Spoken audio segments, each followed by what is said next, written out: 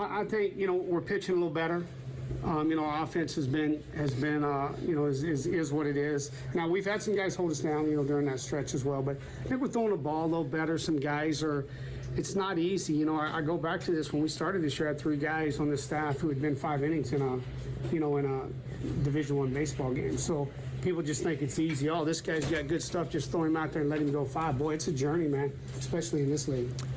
Welcome back in. It is the Extra Point. Tyler Head along with you on your Thursday morning. That was the voice of Wes Johnson, head coach of the Georgia baseball team, on the recent improvements his team has made as they come into Columbia, having won 11 out of their last 15 games. Time to get a little bit more insight from the Georgia baseball perspective. I'm always pleased to welcome in my buddy Jeff Dantzler, one half of the radio broadcast team for Georgia baseball. Jeff, appreciate your time as always. And given the fact that we just heard from Coach Johnson right there, what was the expectation for him in year number 1, especially given the fact that he'd never been a skipper before, only a pitching coach at all of his previous stops? Where was the bar of expectation set for him, and how do you think he's accomplished up to that point so far this year?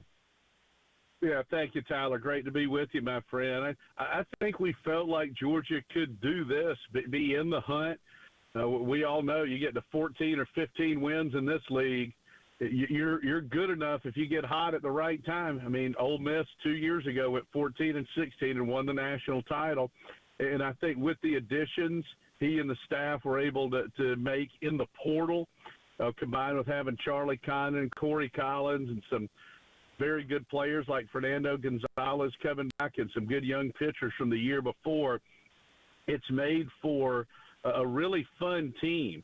See, I think the expectations were we can be good this year, and he really did a good job blending. And any coach will tell you now, Tyler, that recipe's different. It used to be, and when I say used to be, I'm not old man yells at cloud. I'm talking about just 5 years ago. It's your returnees and your newcomers, your freshmen. Well, now you got your returnees, your newcomer freshmen, and the pieces in the portal, and just trying to get those to mesh. It's not the easiest formula in the world, but so far, so good. You mentioned Charlie Condon, and you can't talk about this team without talking about him. Legitimately one of the, if not the best players in all of college baseball, going to be a very high draft pick here coming up in just a couple of months' time. When Carolina and Georgia squared off last year, it was in early March. It was the first SEC season, a series of the season for both teams, and Charlie Condon had not exploded on the scene just yet at that point in time. Since then, what makes this guy so special, and where does kind of he rank in the all-time greats that you've gotten to watch? He is the total package and an incredibly special kid. As great a player as he is, he's even better off the field. And he hits for power. He hits for average. He's completely unselfish. He's a tremendous defender. He doesn't force things. He takes his walks. His bat speed is just incredible. He's a great leader on the team. And when you're talking about players that I've gotten to see and players that I've gotten to call, he's definitely up at the top of the list, not just for Georgia players, but of players I've ever seen in college baseball. Very special. Now, Georgia's more than a one-man show when it comes to offense. You mentioned some of those names a moment ago. Corey Collins, really good at getting on base. I know he gets hit a lot in that leadoff spot, but finds a way to get on base and makes things happen on the base path. Colby Alford has got a nice little hitting streak. Slade Alford has a nice little hitting streak going. Colby Branch is second on the team in home runs. Who is perhaps the best complement to Charlie Condon when you talk about the other 8 in the starting lineup on offense? Corey Collins. He has settled in, and Corey's a fourth-year player. He had a great freshman year. It was up and down. Didn't end his sophomore year the way he would have liked. It was hurt the second half of last year, but he has really blossomed this year. He's just done a great job of getting on base and has provided some power. Part of the year he's hit third, part of the year he's hit first, but just him being around Charlie has been a really good 1-2 punch. And there are enough pieces in this lineup where Georgia's been very good 1 through 9. Now, I don't know if there's that.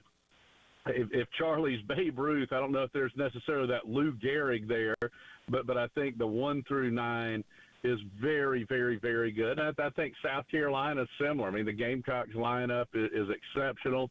And when you look at the weather this weekend, and that is a hitter's park, runs, it might take 8, 9, 10, 11 to win at least one or two of these games, and both teams have very good pitching as well. But I expect for this to be an offensive series for sure. Again, talking to Jeff Dantzler, one half of the radio broadcast team for Georgia baseball. Coach Johnson, of course, a pitching coach by trade. The pitching has improved dramatically over these past couple series in line with them winning 11 out of their last 15. What has gone right in these past couple weeks in terms of pitching, and how have they gotten better? You've definitely done your homework there.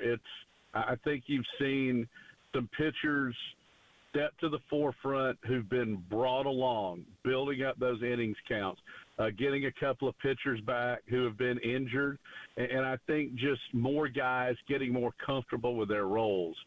I'll tell you, I've been doing this a long time, 30 years, and one of the things I've seen in great teams that Georgia's had, and so many of the great teams that I've seen face Georgia, including those great South Carolina teams with Ray Tanner, is that when you get kind of towards the middle end of April, you really need to have a couple of players emerge who might not have done as much thus far. And it's the college version of what I like to call the major league trade deadline, or that September call-up, just to get a fresh arm or get a fresh bat in there.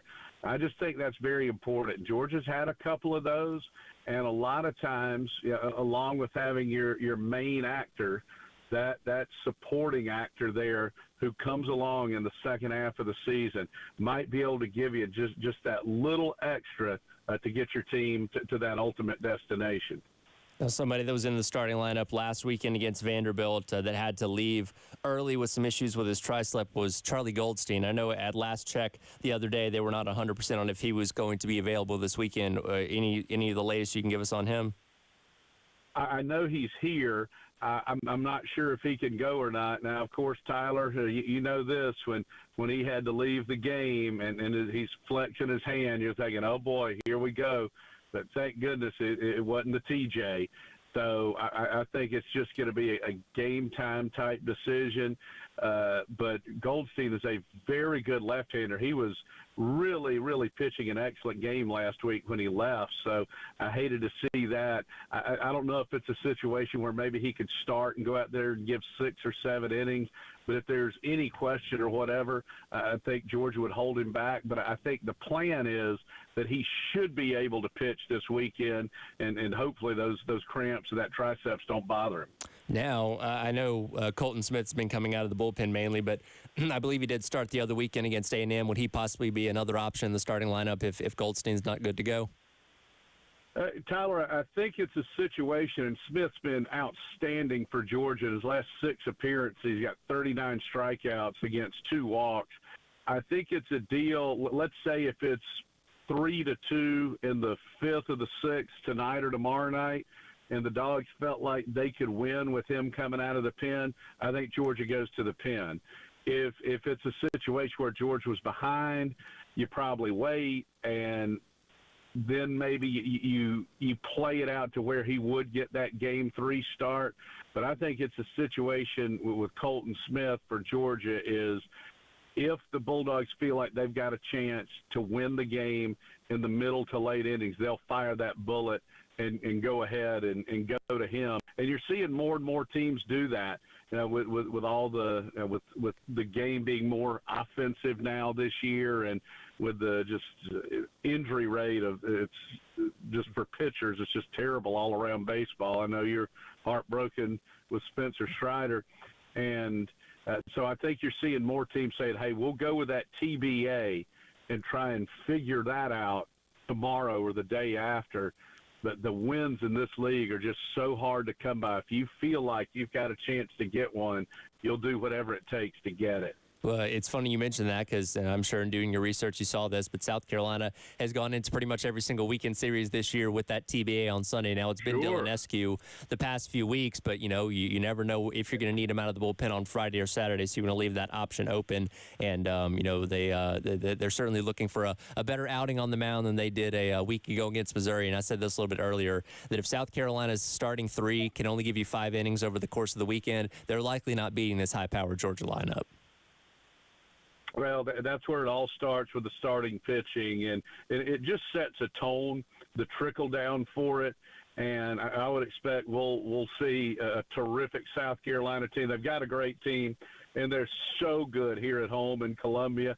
I'm hoping just for the Bulldogs, with this being a Thursday through Saturday with a late start tonight, maybe it'll keep that South Carolina crowd. Hey, get those kids to bed early. Maybe it'll keep the Gamecock faithful a little bit quiet. Maybe it's not as packed tonight, but I know on Friday and Saturday it'll be jam-packed. And these two East rivals have played so many great games and series through the years, and I expect another one here this weekend starting tonight. Well, there's no football matchup between these two teams in the foreseeable future, so you got to get your fill of the rivalry this weekend. It's so bizarre. I had the TV on. I leave it either on the SEC network or the Golf Channel for my dogs, Albus and Hermie, and the South Carolina spring game was on, and I was going to sit down and watch for a second. So I really don't need to scout it because we're not playing. So it's the first time since 1991. Of course, Gamecocks came in the SEC in '92, and but before that, Georgia and South Carolina had played basically every year from the 70s through the 80s. So it's going to be very strange not to have the Bulldogs and Gamecocks playing this coming fall. Well, I can tell you we're not happy about it either. I mean, for proximity purposes, it's only 3 hours away, and even if you're going on the road, it's not that bad of a drive. So I don't get it, but hey, there's people that make more than us that make those decisions, unfortunately. And I'm hoping with the schedule, when it rolls over, and then we're not going to play in 25 either because they're flip-flopping what it is this coming year. So my guess is when the new TV contract comes up and it's a total redo, my guess is you're going to see a 9-game SEC schedule, and it'll be a pods-type model, and you'd probably see, say, Georgia, South Carolina, Florida, and Kentucky in a 4-team pod, and we'd play every year. Again, that's just a guess, but for Commissioner Sankey and that office, I don't envy them. All you have to do is make 16 very passionate fan bases perfectly happy 100% of the time with the way the schedule comes out. Piece of cake, right? Oh yeah, totally easy. But looking forward to a great series out at Founders Park this weekend. I'll be catching up with you and Dave a little bit later on, and certainly always appreciate your time on the show here, Jeff. All right, buddy. Proud of you. I'll talk to you soon. And Jeff Dantzler, one half of the voices of Georgia baseball for the series. Again, first pitch coming up tonight, 8 o'clock, pregame coverage for 7:45 right here on The Game. Darlington Throwback Weekend this weekend out at the Darlington Raceway. You're going to be talking with John Hunter Nemechek, who'll be on the track Sunday in the Goodyear 400. Coming up next on the Extra Point right here on The Game.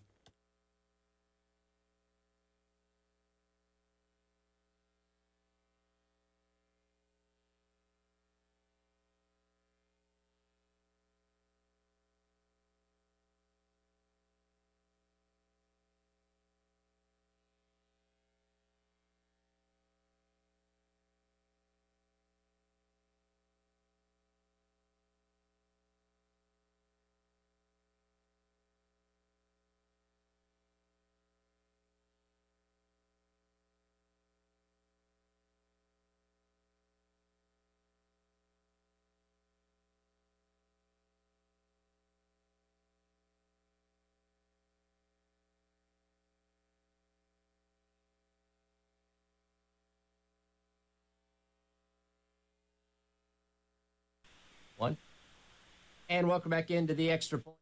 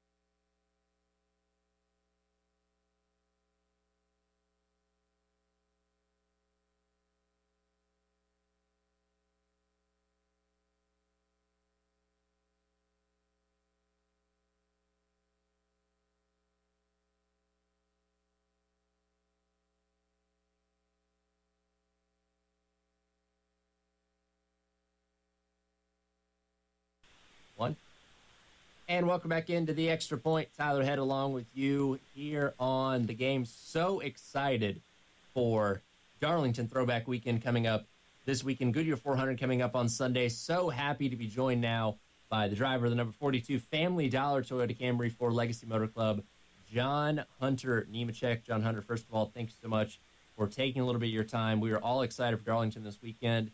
Where does Darlington rank for you in terms of your favorite tracks? Knows a track you're pretty good at. Coming back here for another season in the Cup Series. What's your thoughts going into Throwback Weekend?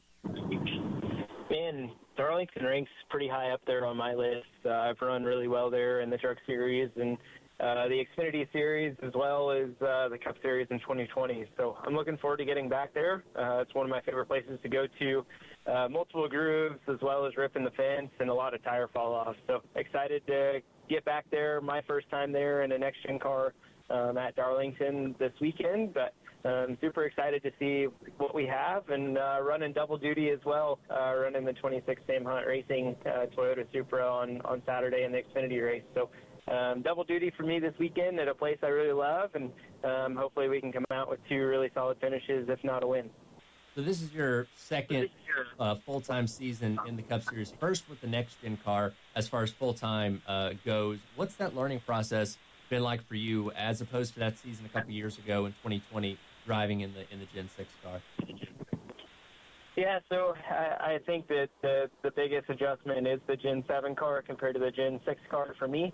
I feel like I'm a little bit better prepped mentally going into this year as my second full-time season in the Cup Series. I feel like I've learned a lot over the last 2 years, and I feel like I've definitely grown as a person and as a race car driver. So but I would say the biggest challenges are probably the Gen 7 car, just trying to figure out how this thing drives, the balance that you need, what it does in traffic compared to the Gen 6 car. I feel like the Gen 6 car was the easier transition from racing trucks and Xfinity to the Gen 7 car. So just a lot of differences with the vehicle that we're in now. This is going to be your first time driving the Gen 6 car at Darlington. How different of an experience is that going to be? I know it's more of a track, as you mentioned, that you slide around a little bit more with the tires wearing and stuff like that compared to some of the other tracks you've been to so far with this car. Yeah, I don't really know what to expect going into this weekend, just to be completely honest with you. Not really sure what to expect, or I guess what I really need out of our Toyota Camry XSE this weekend. So we'll see what we got in practice, and hopefully we're pretty close setup-wise, and we can adjust on it from there to race really well this weekend. Feel like we need to figure out how to qualify a little bit better each and every week to not have to overcome so much track position struggles. But overall, I feel like as a team and Legacy Motor Club, we're moving in a forward direction. Again, talking to John Hunter Nemechek, NASCAR driver, ahead of this weekend's Throwback Weekend at Darlington Raceway. And John Hunter driving for Legacy Motor Club is such a unique thing. You obviously have Jimmy Johnson there, who's been your teammate for a couple races so far this season. Matt Kenseth's involved. Obviously, Richard Petty's around. And you obviously have a unique situation growing up, the son of a Cup Series veteran in Joe Nemechek. What has this experience been like at Legacy Motor Club, learning from so many great drivers through the history of the Cup Series? Man, it's awesome. When you put all of those guys together and look at all their stats, it's pretty unbelievable how many wins, championships, laps led, top fives, top tens, pretty much leading every category possible. It's pretty remarkable to be able to have those guys in your camp and being able to ask them questions and lean on them for some experience.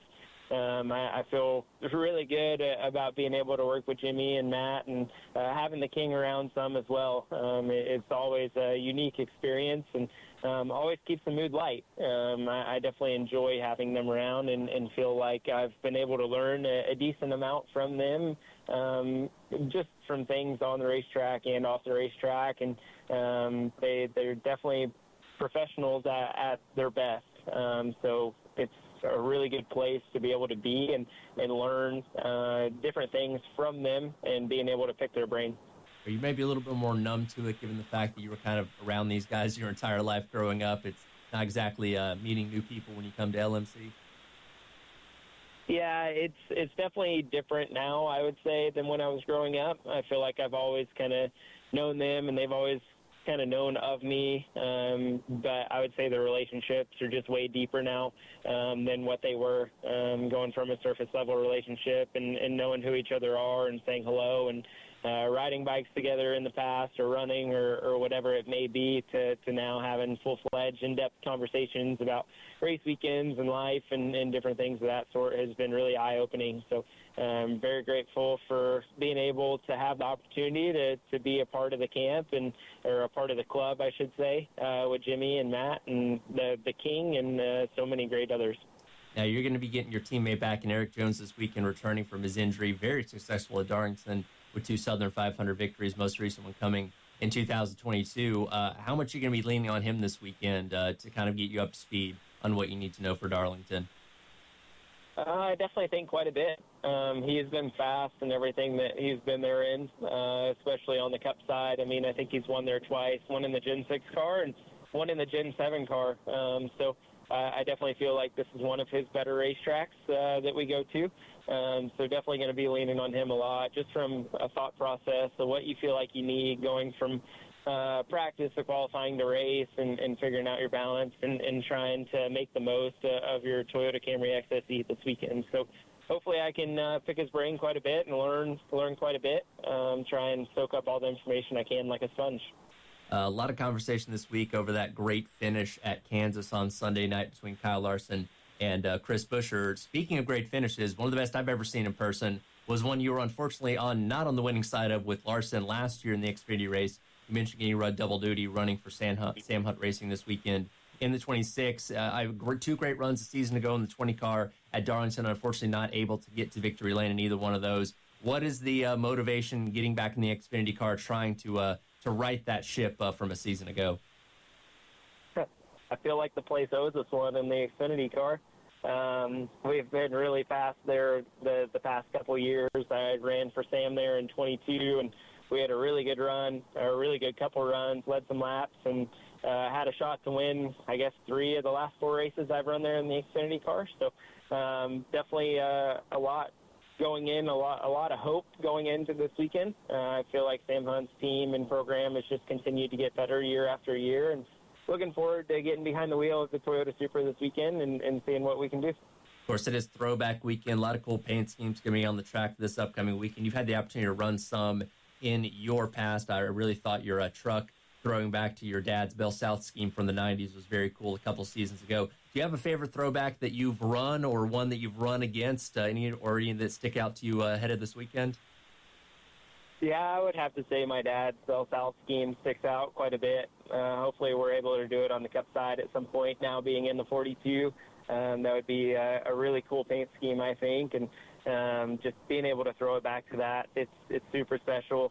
He got his first win in the Bell South car, first Cup win in 99, which was super neat in the 42. So I definitely think that there's some family history there to be made of both of our first wins coming in the 42. Speaking of wins there, your dad had a couple of Cup Series wins in his career, most recently in Kansas back in 2004. Do you remember, how many of those wins do you remember? Is Kansas the only one? Do you remember that win at Rockingham back in 2001 as well?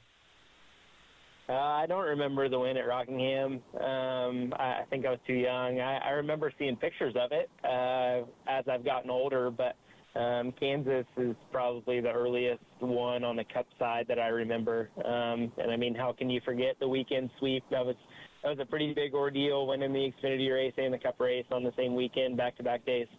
Last one for you here before we let you go. Darlington, my favorite track of many. For anybody that has never been out there, if you had to sell them on the idea of going to Darlington this weekend, what would you say? Man, it's some great racing. Tires fall off, being able to flip and slide around, running a couple inches off the fence, trying not to hit it. But one of the toughest racetracks that we go to, and probably one of the most fun racetracks that we go to. Just overall a great racetrack, great experience, great atmosphere. Definitely one to come to if you haven't been able to get to Darlington. Check it off your bucket list. Certainly looking forward to this upcoming weekend. John Hunter, once again, thanks so much for a few minutes of your time, and best of luck out there this weekend and the rest of the season. Thank you. Appreciate it. Absolutely. Again, that's John Hunter, Nemechek driver of the $42, or excuse me, Family Dollar Toyota Camry for Legacy Motor Club. Again, Darlington Throwback Weekend this weekend. Goodyear 400. Get what you can listen to on MRN. We'll come back. We'll have more of the Extra Point. Tyler Head along with you here on the game.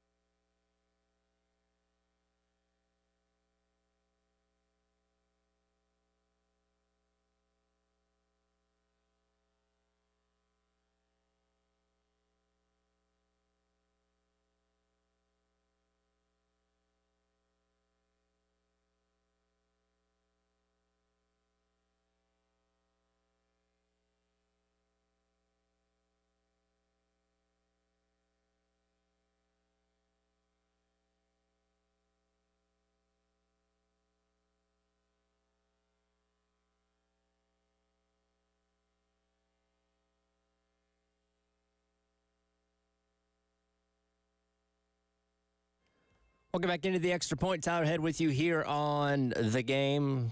Again, thanks to John Nemechek for taking a few minutes of his time to preview an exciting weekend at Darlington Raceway coming up. And it is now time to give away some tickets to Sunday's Goodyear 400.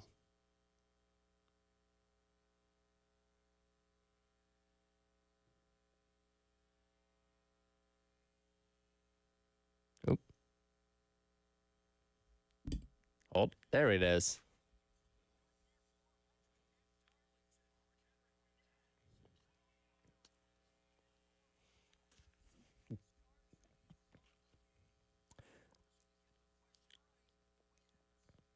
All right, like the sounder says, first person to answer this question correctly, win yourself a pair of tickets to Sunday's Goodyear 400 at the Darlington Raceway. This past weekend at Kansas, NASCAR had the closest finish in NASCAR history, breaking a record that was previously set at Darlington Raceway. What year was that record set?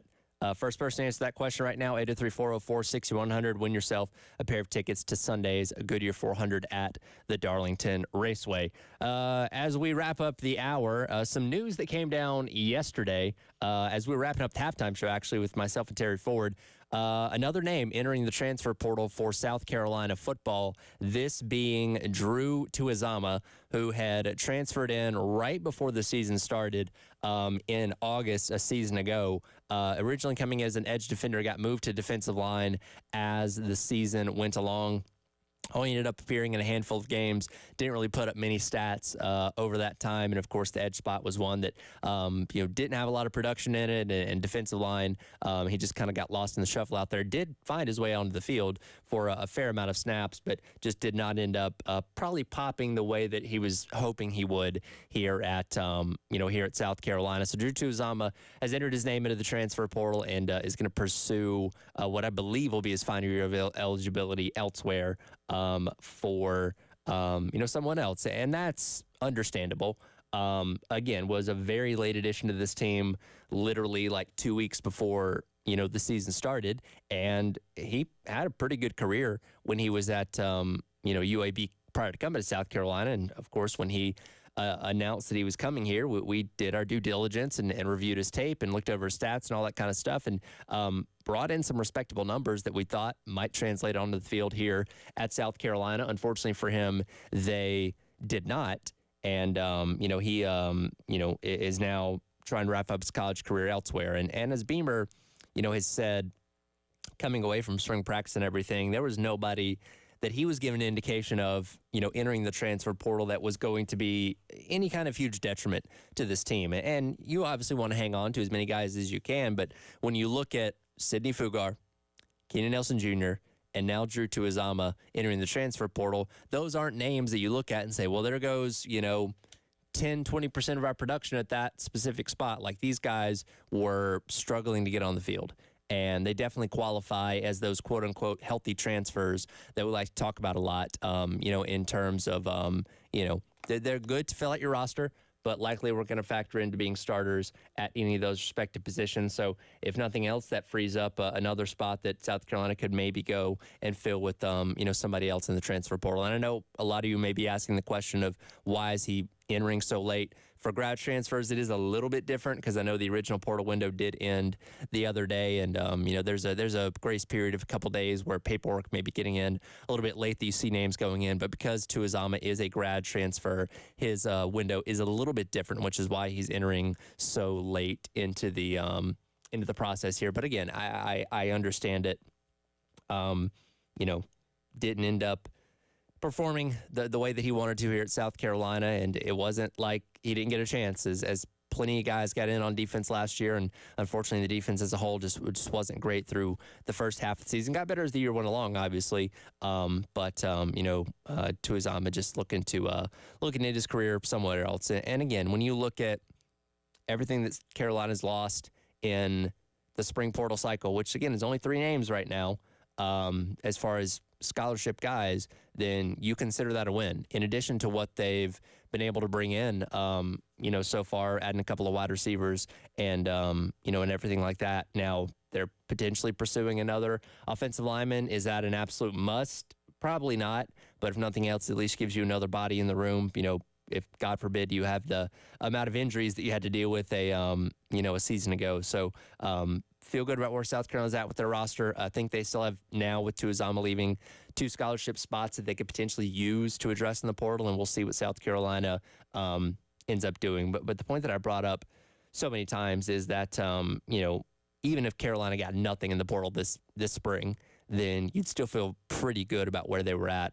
They're certainly not in the dire straits they were, a season ago, where you absolutely had to go out and get a running back, and you just weren't able to go get one. So a lot better this time around, and we certainly wish Drew Tuizama the best of luck in whatever his next chapter is in his football career. And again, came here, wanted to try and prove himself at an SEC school, and just wasn't able to quite do that. So I get it, and hopefully he can find that right landing spot for him, and we'll see how South Carolina chooses to use that scholarship going forward, and who they could potentially get out of the transfer portal with it. So that'll do it for today's edition of The Extra Point. Appreciate it as always. You can always listen to us on the 107.5 The Game app and stream us on the Game TV, sponsored by our friends at Shepherd's Glass and powered by our friends over at Integrated Media. Garner Trust Tower coming up next. It's making his second appearance. It'll be Brady Hunt, the transfer tight end from Ball State for South Carolina. We'll hear from him coming up on the Garnet Trust Hour. Tyler Head along with you here on The Game.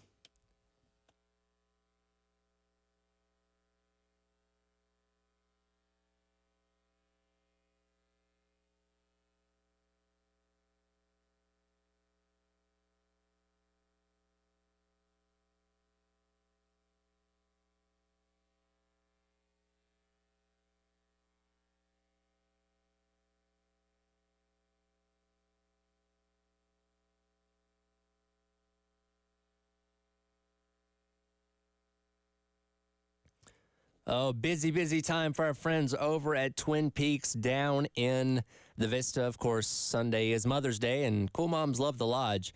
You can show your appreciation this Mother's Day by treating your mom to specials on some of the favorites down there at Twin Peaks, including things like mimosas, sangrias, and much more. The countdown is also on to Miss Twin Peaks 2024, and voting for Miss Popular is officially live. Head on over to Miss Twin Peaks 2024.com to learn more about the contest and cast your 5 votes for your favorite Twin Peaks girl. And of course, as we always mention, the food's amazing, the drinks are amazing, the 29-degree draft beers go without saying. TVs as far as the eye can see, tons of great sports going to be on this weekend. So get yourself and your mom as well down to Twin Peaks down in the Vista.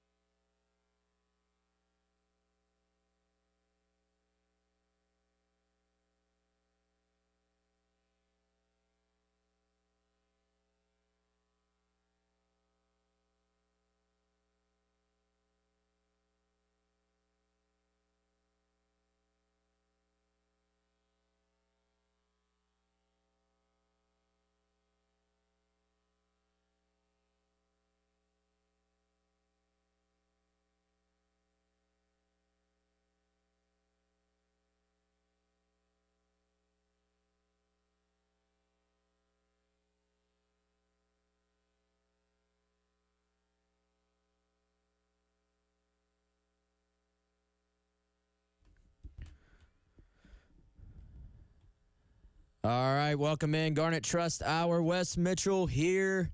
Tyler Head working on the computer back there. We think we're going to have a special guest. Brady Hunt, South Carolina tight end, is going to be our guest today.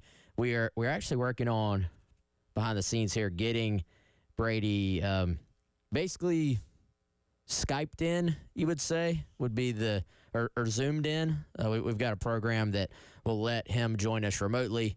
Might be having a couple of issues with it, so we are working on that right now. But I'm here, Tyler's here, Brady, we hope will be here momentarily as we roll on here with our latest episode of Garnet Trust Hour. And then, of course, we'll have Gamecock Central Takeover Hour coming up here after that as well. Big baseball series for South Carolina coming up. They're going to dive into. We'll continue to talk spring football practice. Some news on a former South Carolina staffer as well that we'll talk about, who is heading over to a rival. And then at 11:30, we're going to have Stuart Lake, former South Carolina assistant baseball coach, as well as current analyst on the radio, joining us too. So, Tyler, how we looking over there, man? Still waiting. We're working on getting Brady. Brady, a guy, by the way, who transferred in. I'll go ahead and give you all the bio before we get Brady in here. Transferred into South Carolina and, quickly, I think, put himself in a position to play this year during spring ball. You look at that tight end room. You look at the guys who are returning. You look at the guys who South Carolina added to that room. Brady, I think, right in there with Josh Simon as someone who is going to play right away for South Carolina. Had a good spring by all indications. And, hey, Brady, can South Carolina, you look the last. Okay, cool. We just you can go all the way back to Steve Spurrier era and if we'll you bring want. you in, okay? South Carolina runs a lot of thanks. two tight end sets. So that creates an opportunity for somebody like Brady Hunt and Josh Simon to both get on the field at the same time. And I think when you look at what they lost from last year's team, of course, Trey Knox moving on, look at that depth chart, there's an opportunity for somebody to come in here and play.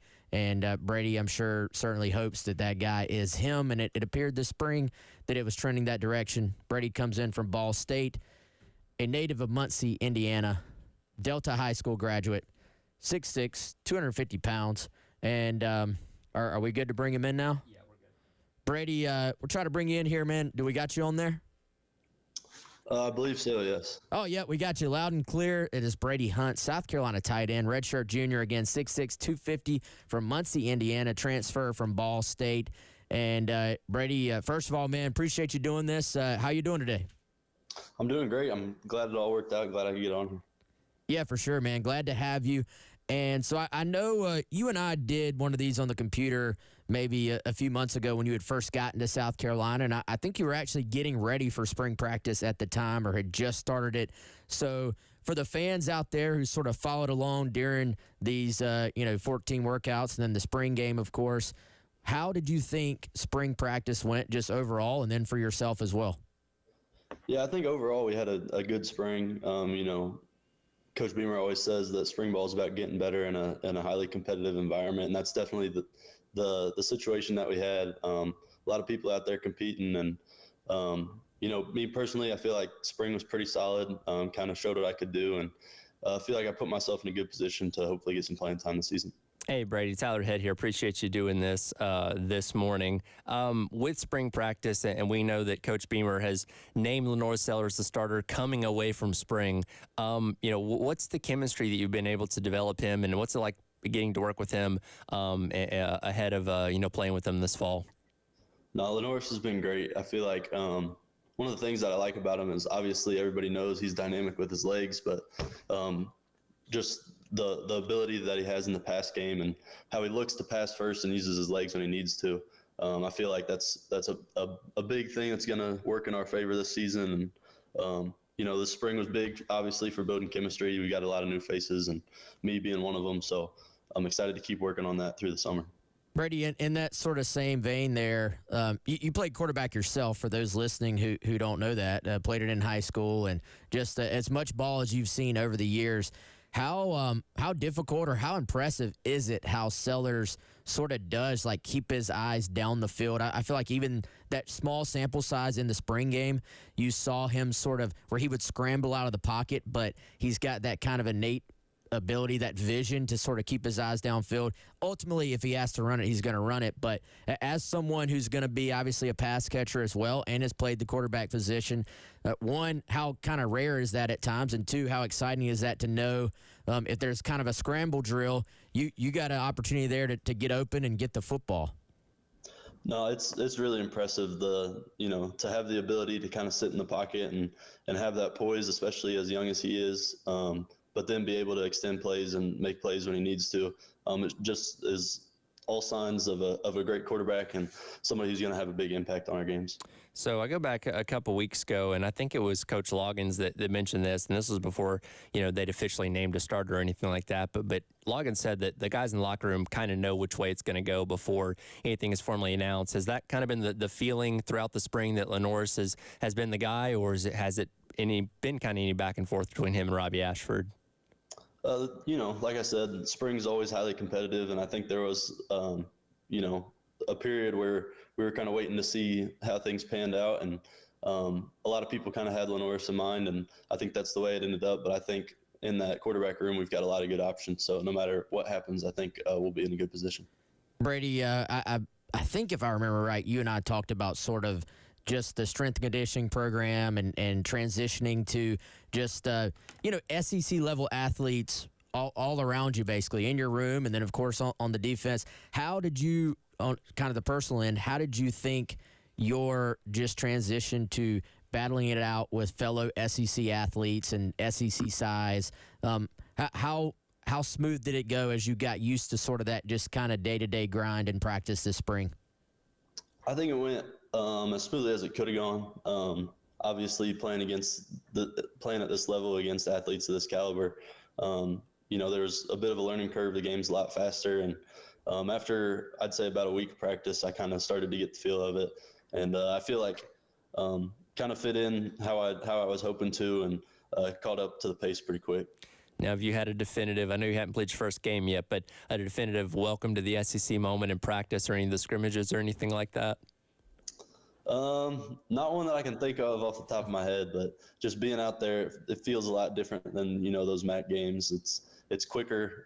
Practices are more physical, and my body's felt it, but I'm glad we get this month off to, kind of reset and get ready for the summer and the fall. Yeah, speaking of that, Brady, we always like to give the fans kind of that little bit of a behind-the-scene looks at exactly what a day-to-day, life in a Carolina football player is. I know May, Coach Beamer has mentioned this. May is like really maybe the last chance for you guys to just reset a little bit physically, mentally, get yourself ready for what it really is a grind that starts in June. So for you, what does May look like? Are you back at home? Are you in Columbia? How do you sort of balance that mental and physical reset while also not feeling like you're completely starting over in June physically? Yeah, I think time off is really important for me. I'm actually back home now, back in Indiana, seeing the family. Still working out and still trying to get the body right for the summer, like I said. But I think it's just really big, especially for mentally. The stuff that we go through day to day is exhausting. So kind of getting this month off to reset and see the family. So then when we are there in Carolina and we can attack at full speed and no hesitation. Anything fun you got planned until you have to come back? I'm getting married in June, so I'm doing a lot of wedding planning. That's a pretty big deal. Congratulations. Thank you. But I've got a trip with some of my buddies, kind of our last hurrah of a bachelor trip before I head back to Columbia. So looking forward to that. Wow, that one caught me off guard a little bit. Yeah, like Tyler said, congrats, man. That's awesome. Getting that out of the way in the summer so you can focus on football in the fall, I guess. Yeah, man, I guess as far as let's go back to spring here for a moment. I think Sean Elliott had maybe just been hired when we were talking before, and we were talking about how He threw on had his polo on, and he was out at Fort Jackson running through the mud with you guys. Now that you've had a full couple of months with Coach Elliott in the meeting room, on the field, you know, a lot of people talk about the passion he brings to the game in general, but how has your relationship with him sort of built, and what's that been like just being with him on a day-to-day basis? Yeah, Coach Elliott's been awesome. Ever since he got here, he was clear with what he was going to ask from us, and he hasn't changed since he's been here. He's demanded the best from us, and that's something that I appreciate and respect from a coach, is always trying to get every ounce that they can out of you.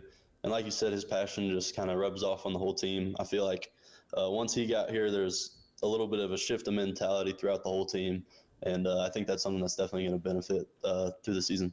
I'm curious, you know, with his O-line background and sort of just having to teach guys the techniques of blocking, tight end, I would say, is probably one of the most unique positions on the entire football field, in that you obviously, Brady, you have to have a pass catcher ability, you have to have that skill set, but you also have to be able to kind of stick your face in there and block people and be almost like an offensive tackle at times. How much, or have there been any specifics that you have learned from Coach Elliott on that sort of physical blocking end in terms of technique and leverage and things like that you think you've benefited from being around Coach Elliott? Yeah, Coach Elliott's super, knowledgeable in the run game, obviously, with his O-line background. I feel like the biggest thing that's helped me is just understanding leverages and, the goal of defenses. He has a defensive background before O-line, so he really understands what defenses are trying to do, and in the film room can explain it in a way that simplifies it, makes it easy for us to go out and play quick. So I'm, as a tight end, you're an extension of the run game and an extension of the pass game. You get to do a little bit of both, but I feel like Coach Elliott's really been beneficial in the run game, and I feel like I've taken steps to get better in the run game this spring. What's his intensity like in a true practice setting now that you've gotten to see that? He's intense. He'll let you know when you're doing something wrong, but he'll love you up when you're doing it right. So, like I said, I really respect him and respect the way he wants to get everything out of us. And glad that he's the guy that's the head of the tight end room. Brady, so spring game obviously is not, it's not a true game, but you did get your first opportunity to be at Williams-Brice, with some fans, with the light show, with some music, all the sort of bells and whistles and stuff. So what was the first experience just in a somewhat game setting like for you in terms of like checking out the atmosphere and being in the stadium and being around the fans and all that stuff?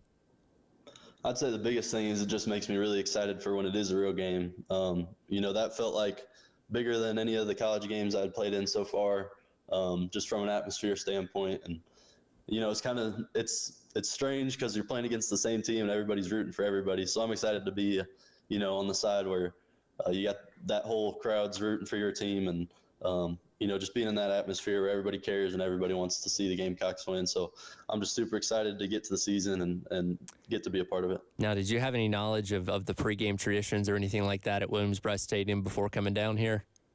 I had some knowledge. I'd seen videos, but there's nothing like doing it out there yourself. So it was a really cool experience. Well, it'll be even better when the fall rolls around. It is the Garnet Trust Hour. He is Brady Hunt, tight end transfer for Gamecocks football. We'll have more with him coming up here on your Thursday on The Game.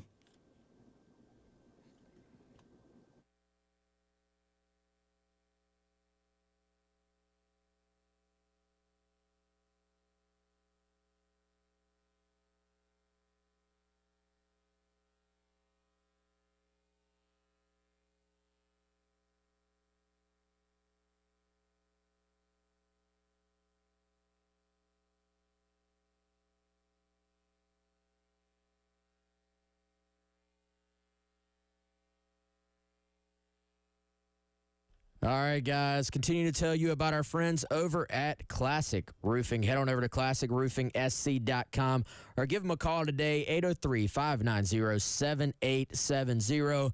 My buddies Joe Reeder, Max Sawyer, they're going to take fantastic care of you and your roof. They're both longtime residents of the Palmetto State. They've got families who live here, and they've been in the roofing game combined for over 20 years. So lots of experience here.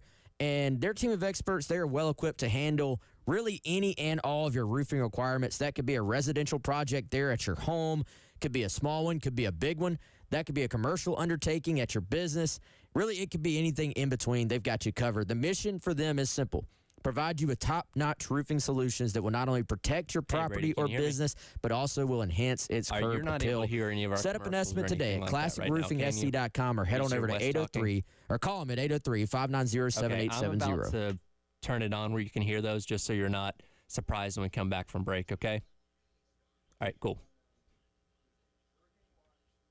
Rice, hash, tomato pie, macaroni and cheese, and many more of your favorites. All right, Eat in or okay? take out. Little Pigs Barbecue on Alpine Road is open from 11 to 2 on Wednesday, 11 to 8 Thursday through Saturday, and 11 to 3 on Sunday. Little Pigs Barbecue on Alpine Road. Little Pigs family looks forward to seeing you soon.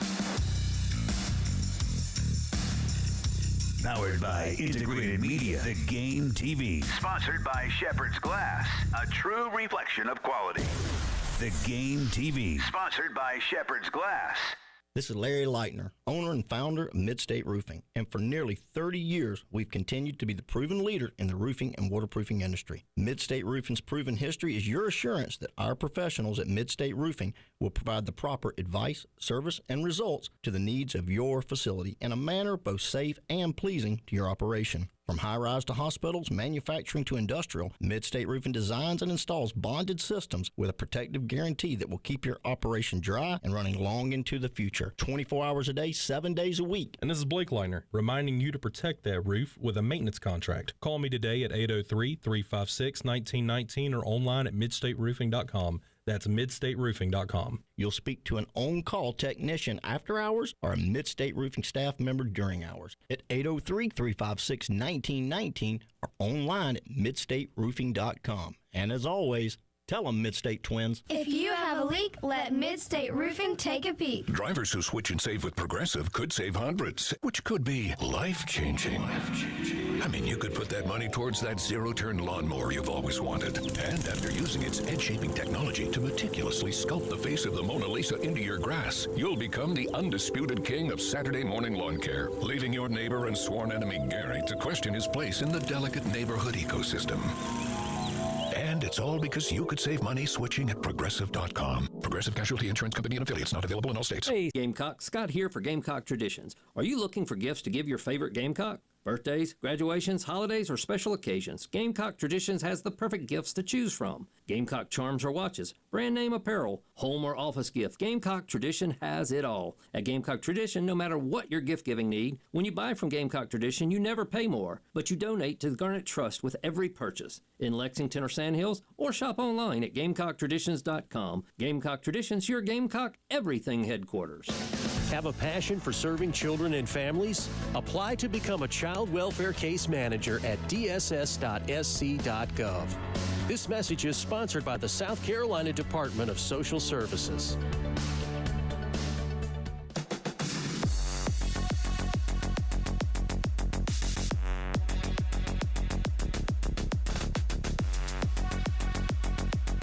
It's the Garnet Trust Hour on your home of the Gamecocks in Columbia, 107.5 The Game. Also heard on 100.3 The Game in Myrtle Beach and 100.5 The Game in Florence.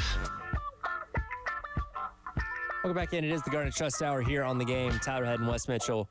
They're in the Chevrolet Studios, joined today by Brady Hunt, transfer tight end for the Gamecocks. And Brady, getting back in the conversation, we talked about Coach Elliott a little bit at the end of that last segment. And Coach Elliott comes in here with a unique experience, having just been a head coach for 7 seasons at Georgia State. And given the fact that not only he was a head coach, but head coach at the Power 5 Group of 5 level prior to coming here, what, if anything, does that add to what he brings to the table for you guys in that tight end room?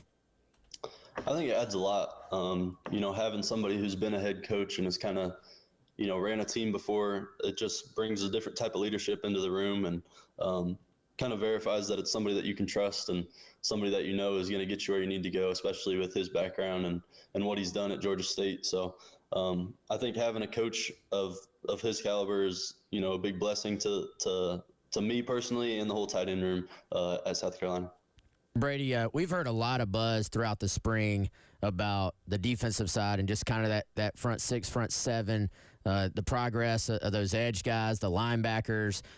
Who are some of the guys, or just if you want to talk in generally, what has it been like to kind of battle with those guys every practice this spring, whether it's, pass rush, like kind of, pass pro, trying to block them in the run game, or even trying to get open against some of those linebackers and safeties. How much has that maybe helped you hone your game? Or are there some guys in particular that you've had like some good battles with?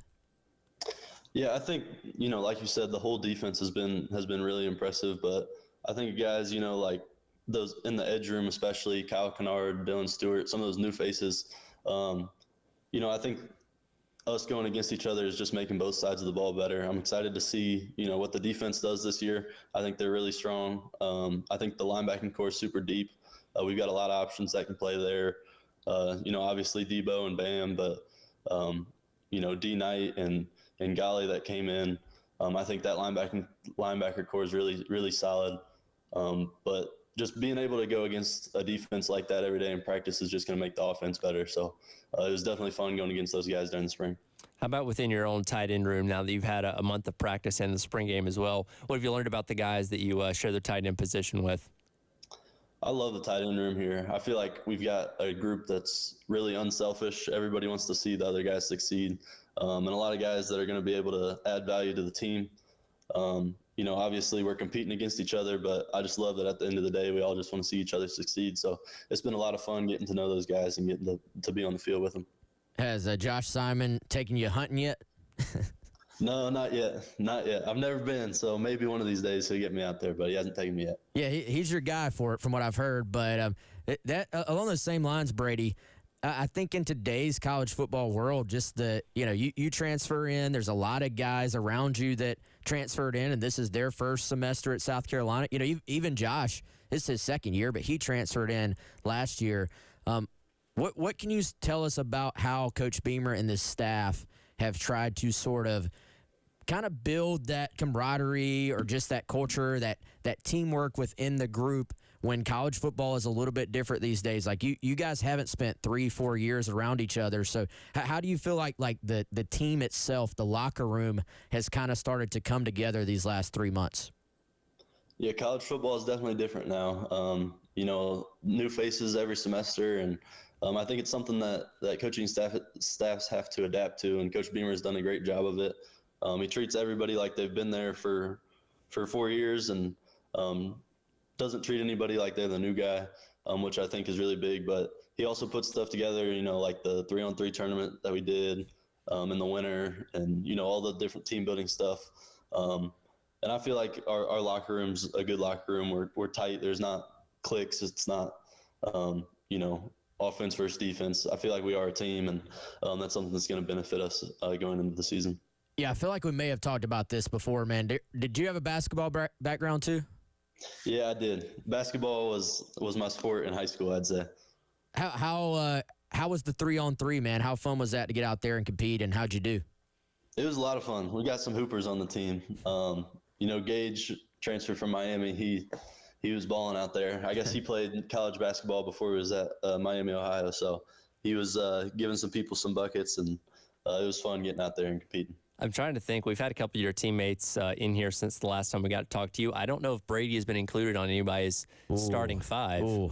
Yeah, Brady. So we had this thing now, man, where we give we have to ask the football player to give their starting five for basketball from the football team. So who's your first pick for your basketball team from the football team? Is it Gage? Yeah, it's got to be Gage. I mean, he was out there. I don't think anybody could stop him when we were playing in that 3-on-3.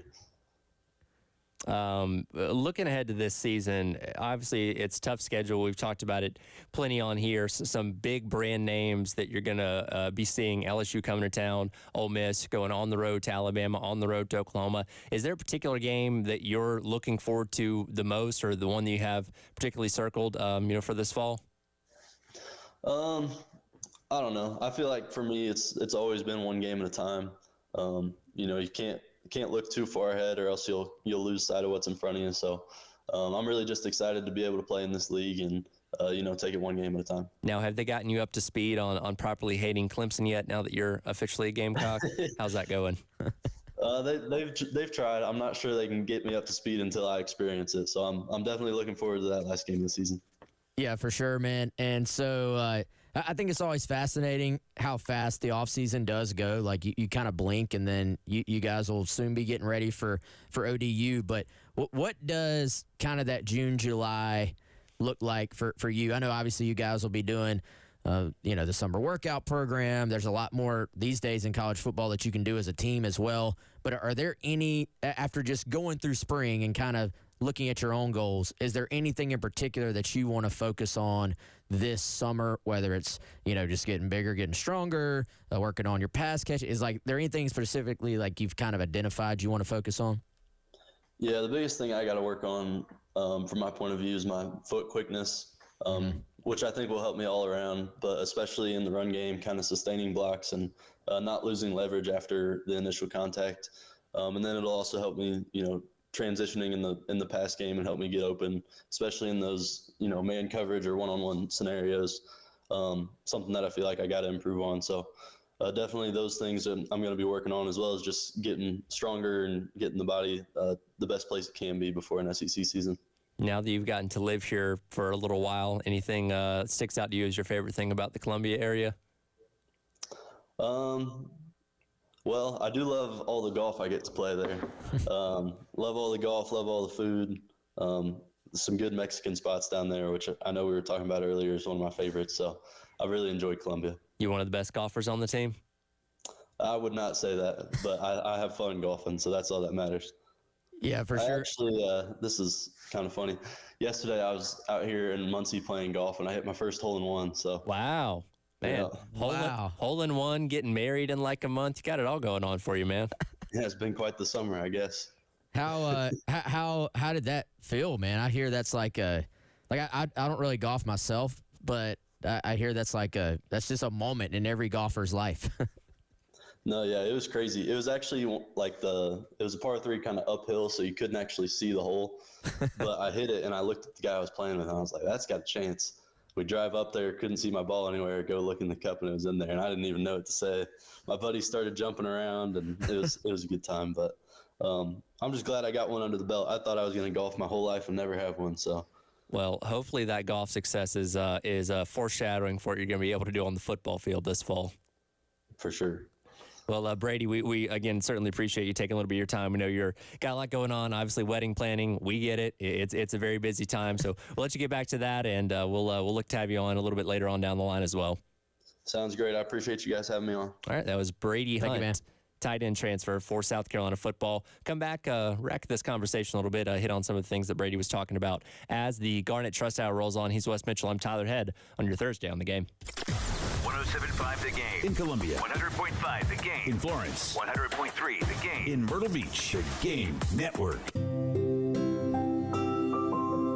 Ever been on this date? You're a good-looking man. Thank you. Very pretty. Real soft, delicate features. They're real feminine. And thought, man, I'd rather be listening to The Game right now. Welcome in to the afternoon show. Alongside Elijah Campbell, I'm Jay Phillips.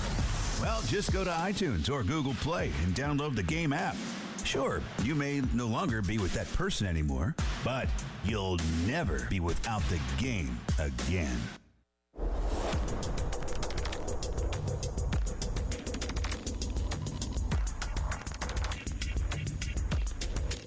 All right, guys, coming up next, we're going to have, in about 30 minutes, the Gamecock Central Takeover Hour brought to you by Firehouse Subs.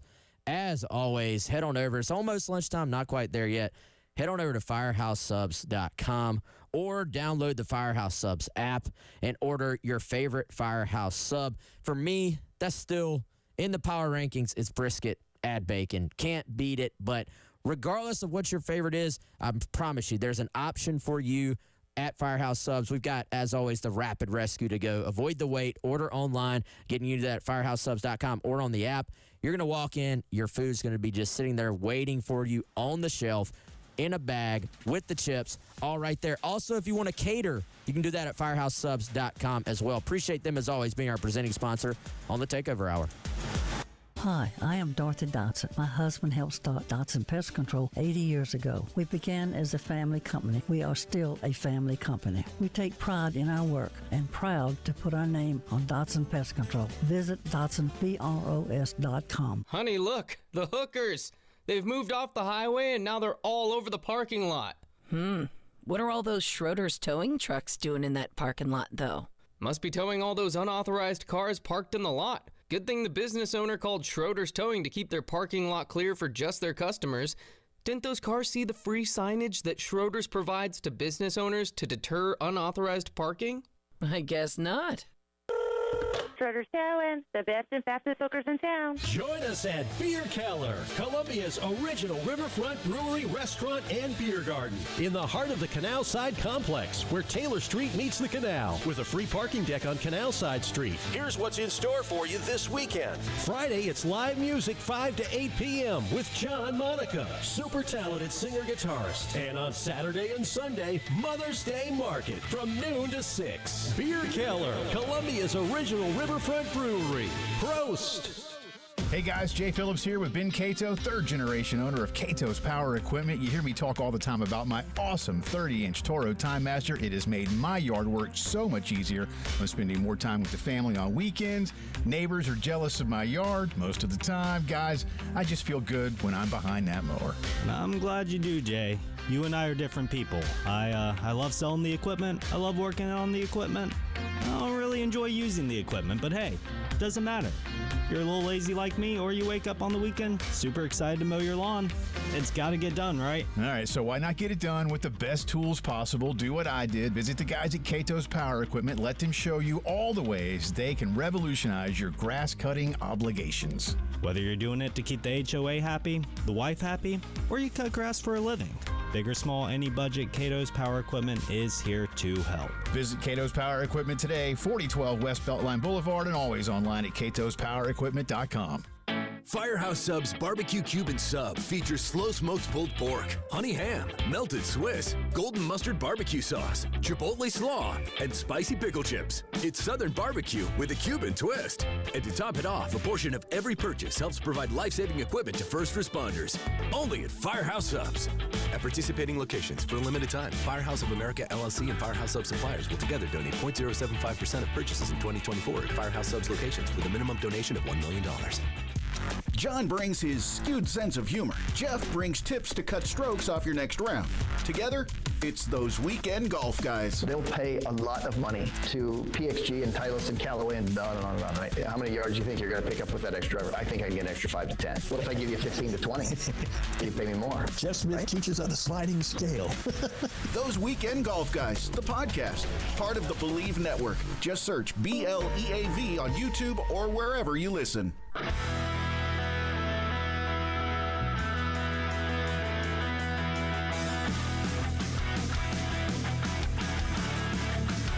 What you're talking about. Sponsored by Love Chevrolet. On your home of the Gamecocks in Columbia, 107.5 The Game. Also heard on 100.3 The Game in Myrtle Beach and 100.5 The Game in Florence. Welcome back in. It is the Garnet Trust Tower. Tyler Head and Wes Mitchell along with you. Again, thanks to Brady Hunt for taking a little bit of his time for us this morning.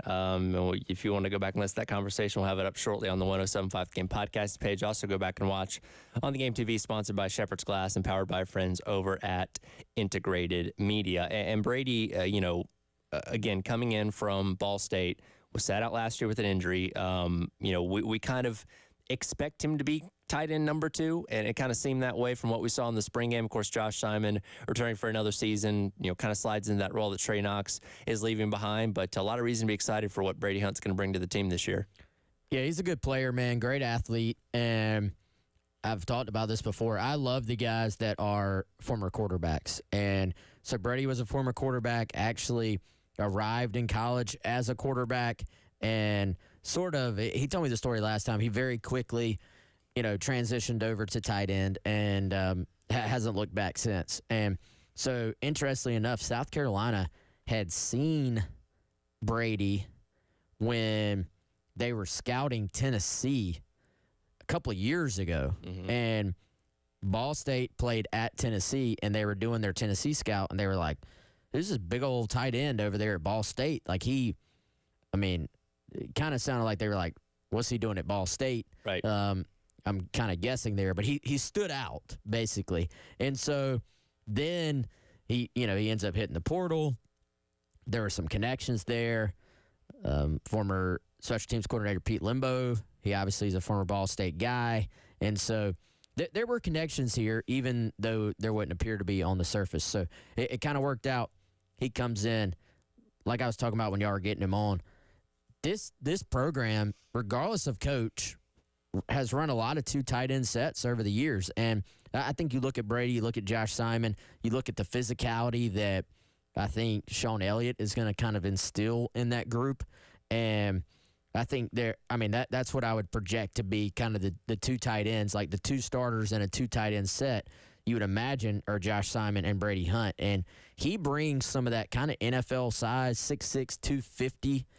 That's more of your traditional kind of dual threat tight end, and that he can get in there and set the edge and hold up kind of in the pass pro or running game, as a blocker. And then I think there's some skills as a pass catcher here as well. So it has set up very, very well for Brady to come in and help, I think. Well, and I'm looking back on when he was healthy at Ball State 2 seasons ago in 2022. His pass blocking grades actually pretty solid. Some games particularly very, very good. So that's obviously kind of a strength of his.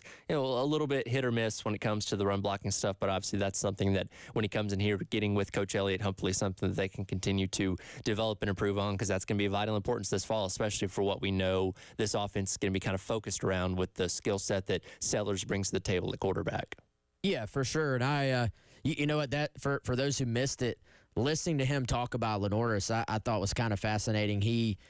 I didn't know if he would be hesitant to kind of, talk about a teammate and stuff like that. He gave some really good stuff, I thought, some insight on just his ability to keep his eyes downfield and be a passer, not escape the pocket just to run, but to kind of hang out and, without crossing the line of scrimmage and get the ball down the field. And so I think honestly, guys love playing with quarterbacks like that. And coaches, especially, you go back to Steve Spurrier, he was always stay in the pocket, run this play the way it is on paper, and run it like a robot, basically. You can't do that anymore. Sure. And when you hear Dow Loggins talk about things like this guy brings the playbook to life, that's sort of, look, in a perfect world with perfect protection and everybody runs the perfect route and we've got this perfect call against the right defense,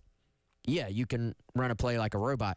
How many times do all those things happen all at once? It's kind of rare, especially when you're dealing with the defensive end, like edge rush type guys you're facing in the SEC. So having that guy who can take a play and tweak it on the fly in terms of extending, getting the ball out to a wide receiver, and just having mass chaos going on around them is very impressive. And that's just yet another person who's kind of confirmed and told us, like, there's some real ability here with Sellers to remain calm, focused, in command, despite everything going on around him. Well, and I can't remember if it was you and I or you and Chris that sat in here with him for a Garnet Trust Hour, I believe, back in December. But, just sitting there talking to him, he does not strike me as a 18, 19-year-old kid. He seems very mature and wise beyond his years, and that certainly does seem to translate for what we've seen on the field so far. Now, yes, he's yet to start a game, and, he's yet to have the full reins of the offense, in his control, but we're going to see that coming up this fall, and, I don't doubt from what we've seen so far that he's going to be able to step up to the plate and handle that. He almost strikes you as that guy who has no idea how good they are. Mm-hmm. Or he's just that down to earth that he doesn't impress himself, like he carries himself. I don't know, man. A lot of guys who have that much ability, even if they're good people, there is a certain sort of level of just cockiness almost that comes across. And he's obviously very confident, but it's very low key, man. Like, it's not something that he feels like he has to come fill up a room, I feel like. And so It's been beyond impressive. Matter of fact, we need to get Lenoris back in here soon. Hopefully we can make that happen because a lot has happened since we last talked to him. I was going to say the better and better he gets, and if he lives up to some of the potential that some people say he has, he might get a little bit harder to get in here with the fame he may accumulate. Well, we got Spencer in here, so we did. That's true. We can get him in here, but I think we've almost reached the point though where the buzz among the fans has reached the point that you have to almost start to like dial it back a little bit and be like, guys, let's remember he is a redshirt freshman. Yeah. And so some high praise being lofted as well. We'll get into this a little bit in the 11 o'clock hour with Gamecock Central Takeover Hour presented by Firehouse Subs on some experts around the country that are already seeing him projected to maybe be in line for some awards this year. We'll get to that coming up in a little bit. We'll come back and wrap up today's edition of the Garnet Trust Hour. Coach Beamer last night, speaking at the Welcome Home event, expanded a little bit on the decision to announce Sellers as the starter coming away from spring earlier on this week. We'll hear from him. Also give you a chance to win more tickets to Darlington coming up this weekend. And also don't forget, keep it locked right here for more chances to win tickets to see Asia Wilson make her return to Colonial Life Arena this Saturday as Las Vegas Aces take on the Puerto Rican national team at 1 o'clock. Again, more chances for you to win coming up later on today. It is the Garnet Trust Hour. He's Wes Mitchell. I'm Tyler Head on your Thursday on The Game. The Game Network in Columbia. 107.5 The Game. In Florence. 100.5 The Game. In Myrtle Beach. 100.3 The Game. Oh, bleep! Mother's Day is coming up this weekend. If you're not prepared, no worries. 107.5 The Game has your chance at winning a getaway for the mom in your life. You can win a one-night stay at Atlanta Evergreen Lakeside Resort and a family 4-pack of tickets to Stone Mountain Park. To go in the running to win, make sure you follow our page. Share this post. Tag someone else who probably forgot about Mother's Day in the comments. One lucky winner will be selected on Friday and will be notified via direct message. Good luck. This is Boomer Esiason with the Sportsman Ed. Some of the best ideas and deals have been drawn up on, napkins, including the original scoring point system for NASCAR and the first drawing for the MRI diagnostic scanner, believe it or not. Back in 2000, a 13-year-old Argentine soccer prodigy signed a napkin deal with FC Barcelona. Now, Lionel Messi's contract is being auctioned, with the bidding starting at $275,000. I'm Boomer Esiason.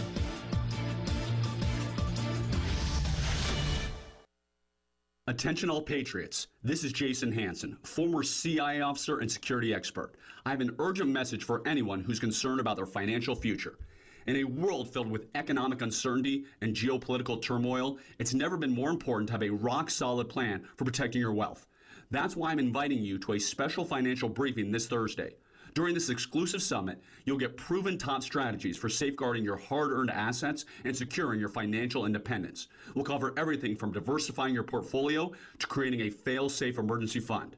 Don't leave your future to chance. Call my friends at Advantage Gold today at 800-741-GOLD to register at no cost whatsoever. In today's uncertain times, it's critical to have a solid plan in place to protect your finances and secure your future. Call 800-741-GOLD now to register for this 100% free summit. That's 800-741-GOLD.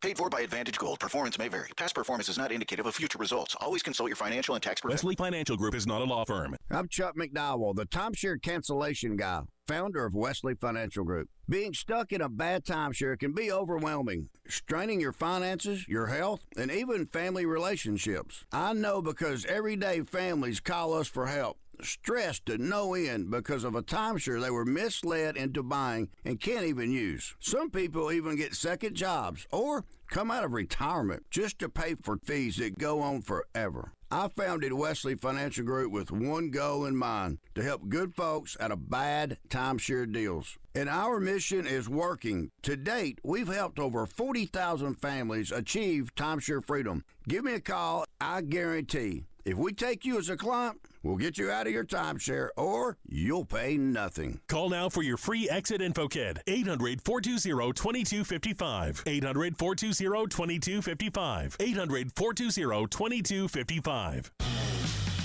For the ones who work hard to ensure their crew can always go the extra mile, and the ones who get in early so everyone can go home on time. There's Grainger, offering professional-grade supplies backed by product experts so you can quickly and easily find what you need. Plus, you can count on access to a committed team ready to go the extra mile for you. Call, click Grainger.com, or just stop by. Grainger, for the ones who get it done.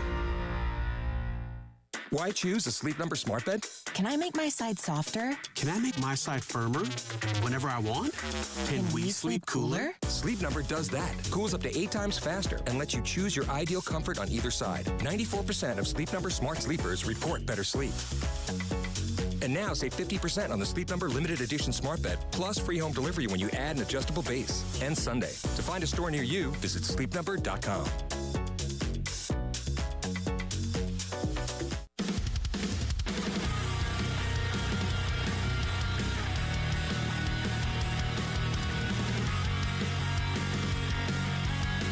It's the Garnet Trust Hour. On your home of the Gamecocks in Columbia, 107.5 The Game. Also heard on 100.3 The Game in Myrtle Beach and 100.5 The Game in Florence. Welcome back in. It is the Garnet Trust Hour. Tyler Head, Wes Mitchell, along with you here, wrapping up hour number 1. We'll get into the Gamecock Central Takeover Hour presented by Firehouse Subs in a couple of minutes with Chris Clark. We'll hear from what Coach Beamer had to say at the Welcome Home event in Charleston last night in just a moment. But first, it is time to give away some more tickets to Sunday's Goodyear 400 at Darlington.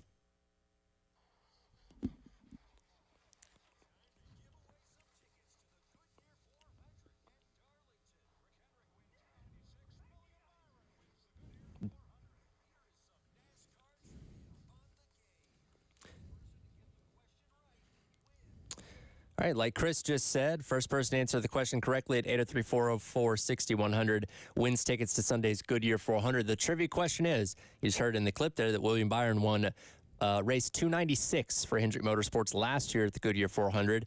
Who won the 200th race for Rick Hendrick at Darlington Raceway? Caller, first person with the right answer right now, 803-404-6100 wins tickets. Again, who won the 200th race for Hendrick Motorsports at Darlington Raceway several years ago. Captain Dave standing by to take your call. Real quick before you answer those phones, Dave, can we get cut number 21, please?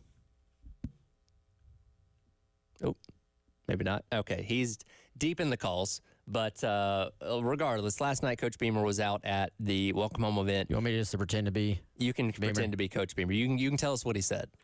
What was the topic of 21? When asked about why he decided to make the decision of announcing Sellers earlier on this week. Oh, yeah. What did he say about that?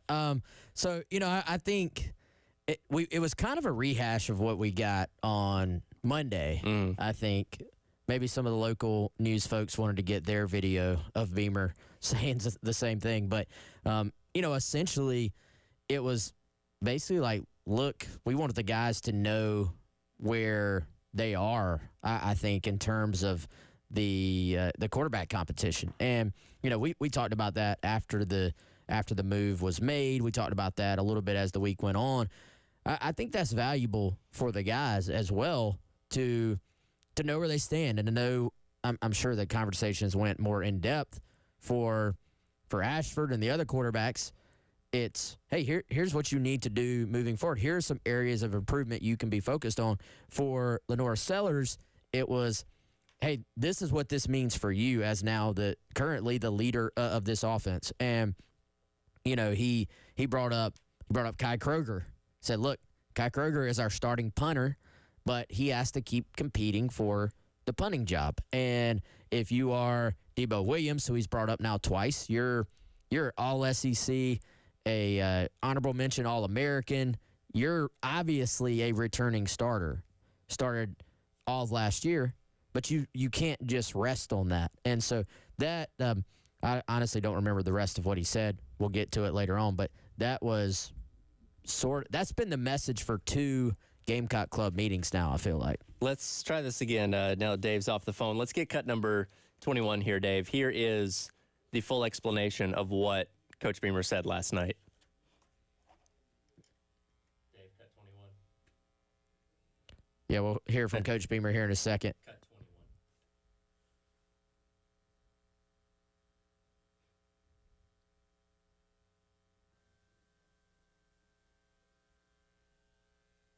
compete every day, in our program. And my conversation with Lenore was, coming out of spring practice, you're our starting quarterback, and now I expect you to continue to do the things this summer, just like I expect our Kai Kroger at punter to continue to do those things, and Debo Williams at linebacker, where no one's ever content or complacent, and I know Lenore isn't. And I told Robbie too. I called Robbie on Monday night and reiterated to him again, we're continuing to compete throughout the summer, and when we get to the first game, the guys that give us the best chance to win the football game are the ones that are going to be out there playing. We've got a handful of really talented quarterbacks, and eager to watch those guys along with our other players continue to develop this summer.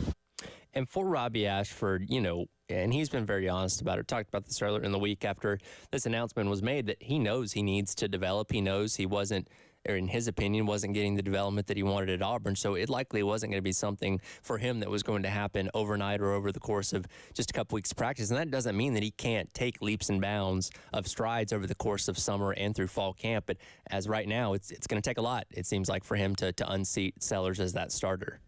Yeah, and I think it's as much about what Sellers has done as anything. I mean, we've heard just so many different reports publicly and behind the scenes about the capabilities of Lenora Sellers, and the fact that you have, like we just talked about, a down-to-earth kid who does everything the right way. Like sometimes a guy comes in and he has all the other skills, but there are other questions off the field about how they're going to carry themselves, or are they going to work hard enough. If this was a situation, we've talked a ton, right, about the timing and when would they announce a quarterback, when would they announce a starter, and this was a pseudo starter announcement, like, hey, this is where things are right now. Mm-hmm. But do you think they would be announcing who QB1 is right now, even if there were any concerns about him as a worker?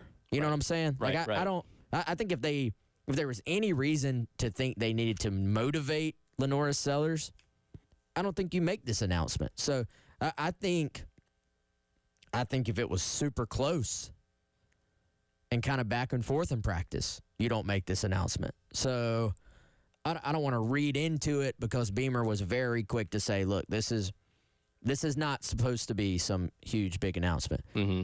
However, I do think in some ways it's a positive about Sellers himself that they felt comfortable going ahead and saying anything, because if you look at what they said throughout the spring, this was different than what was said throughout the spring, and different even than what was said in the very first or second welcome home meeting. I think it was the first one after spring had ended.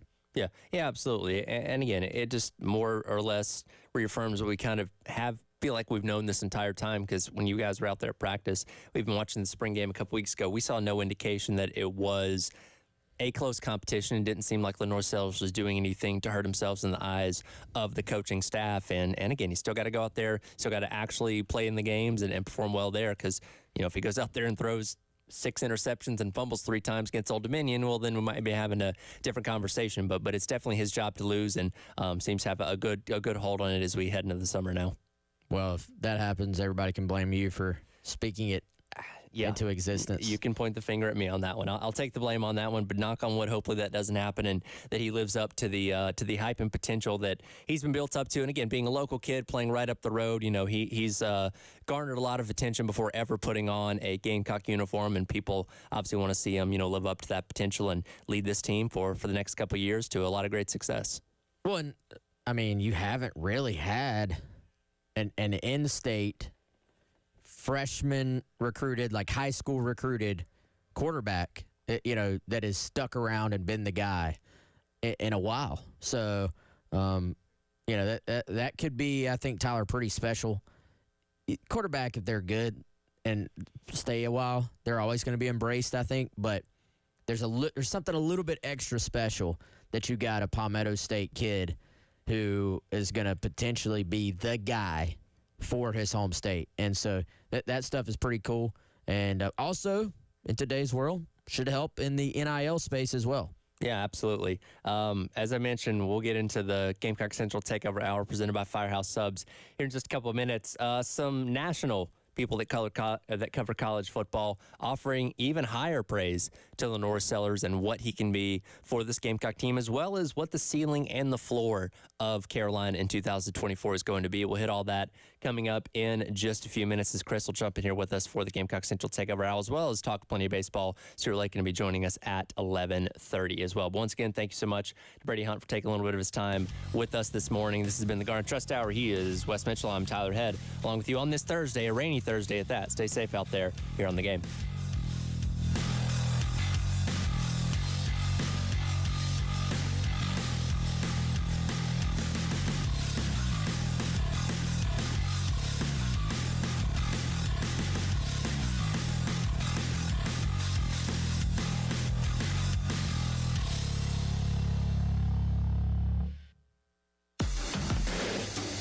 .1075 The Game. Broadcasting live from the Herndon Chevrolet Studios. Save $20K on new Silverados. Stop by or shop online today and see why Herndon Chevrolet makes you smile. Together, let's drive. She is the track too tough to take. The Lady in Black. She's got a thing for tradition, a hankering for history, and she sure likes a good challenge. Well, when Throwback Weekend comes to town, she'll get exactly what she wants and play extra hard to get. These guys are going to have their hands full. Shall we dance? The official Throwback Weekend of NASCAR, May 10th through the 12th. Get your tickets now at darlingtonraceway.com. Spring is here, and that means making your yard look beautiful. That's why I rely upon Carolina Turf, Grass, and Landscape Supply in Lexington. Give them a phone call today and set up fertilizer and weed control programs specific for your yard. That's 803-446-6525. You can get a mulch discount when you mention me, Bill Gunner, at 1075 The Game. So call Carolina Turf, Grass, and Landscape Supply today, 803-446-6525. Jerry Ford, 1075 The Game with my buddy Adam Vance from Sound and Images. Now, Adam wanted to come in, not so much talk about how great Sound and Images is as a business, wanted to address the cufflink controversy of you walking around with your initials on your shirts. Terry, yes, I do have to address the cufflink issue. And yes, I would appreciate it if you went to soundandimages.net. We've got great commercial audiovisual products for you all day long. My man Paul McKeon, Tom James, I order some shirts. They come with initials. I come in here. I do a spoof. I do a spiff, whatever you call it. It's a spot. That's okay. It's okay. It's your world, boss. I do that, and then all of a sudden I get all this grief. I'm walking down the street. I'm going into, you name the store, and all these people are talking about my cufflinks. So now I'm getting my socks monogrammed. I've got my napkins, paper towel, you name it. Thanks, Terry.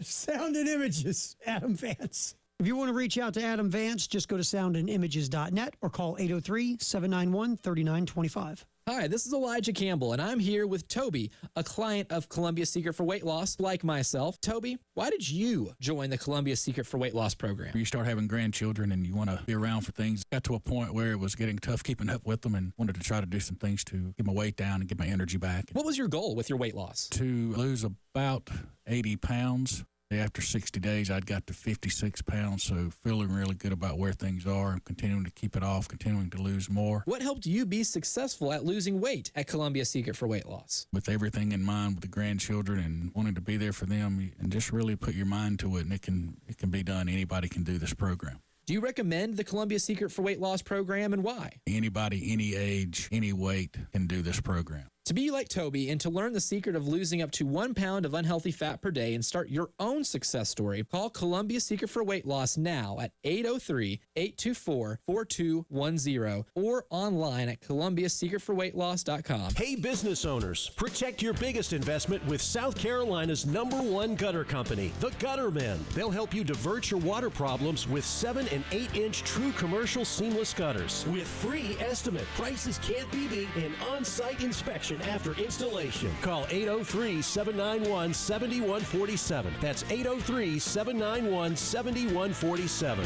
keep the clutter out of your gutter. Call on the Guttermen. Today, we're on a quest for the ever-elusive local business. However, our search is difficult as big-name national companies overshadow their smaller competitors. If only these local businesses knew about Cumulus Boost. Cumulus Boost can increase their online presence in ways that go beyond basic SEO. Aha, a mom and pop shop victory. Get found by more customers with Cumulus Boost at cumulusboost.com. That's CUMULUS boost.com.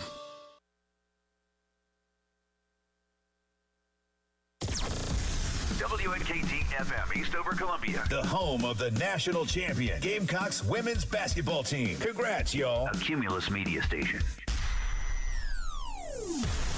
It's the Gamecock Central Takeover Hour With Chris Clark, Wes Mitchell, and Tyler Head. on your home of the Gamecocks in Columbia. 107.5 The Game. On 100.3 The Game in Myrtle Beach and 100.5 The Game in Florence.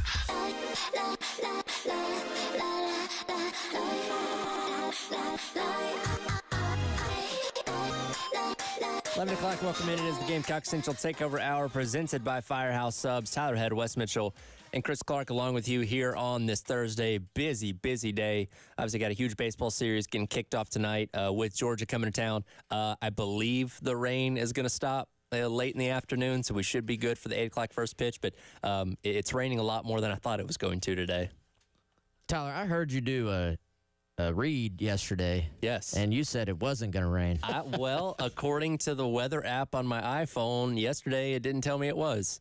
Today was different when I got woken up by thunder at 3 a.m. It rained a lot in the middle of the night, I feel like. But hey, that field drains miraculously. So as long as it stops, we'll be good. Well, it's convenient that the first pitch was already late anyway. Yeah, that caught me off guard, y'all. I don't think I realized till yesterday that the game is at 8 o'clock. Between two teams that score a fair amount of runs, so it could be a long night. Could be. I mean, this has a playoff feel to it, though. Like I'm kind of excited about this thing. It does. Charlie Condon coming to town. Did y'all see? Didn't Kingston say that? What he said about Charlie Condon? How you got to be more specific. Do you want to hear what Coach Kingston said? Let's just go ahead and hear it instead of me saying it. So let's go cut number one here, Dave. When posed the question of how do you pitch to Charlie Condon, here was Coach Kingston's answer. You throw the ball to the backstop and make sure he doesn't steal second base. How about that? I mean, I can't argue with that. Short and to the point. He didn't expand at all. It's just like, that's pretty much it. He comes in here with a 7-game home run hitting streak, an 18-game overall hitting streak. He's going to get his this weekend. It's about limiting the guys around him and making sure the other 8 aren't as productive on offense. That's the key to winning. Well, and I thought that 7 home runs in a row was unprecedented. And the Florida dude, who I can never say his name right. Caglione. He did it 9 in a row. Yeah. 9 games in a row this year. Hit a homer every game of the South Carolina series. Did one with the most nonchalant swings I've ever seen the other day. Yeah, the check swing, opposite field homer. Yeah, the Matrix glitched on that one. Some guys just have it all. He's one of them. He is definitely one of them. But this Georgia team comes in, man. I mean, he obviously is the guy you circle. I think the dangerous thing is, and the thing about just saying, hey, we're just going to put him on every time, is this Georgia team, like, it has talent otherwise. Like, they've kind of snuck up on us, I think, in terms of being good this year. I kind of assumed they obviously had a coaching change. We know how competitive and deep and talented the SEC is this year.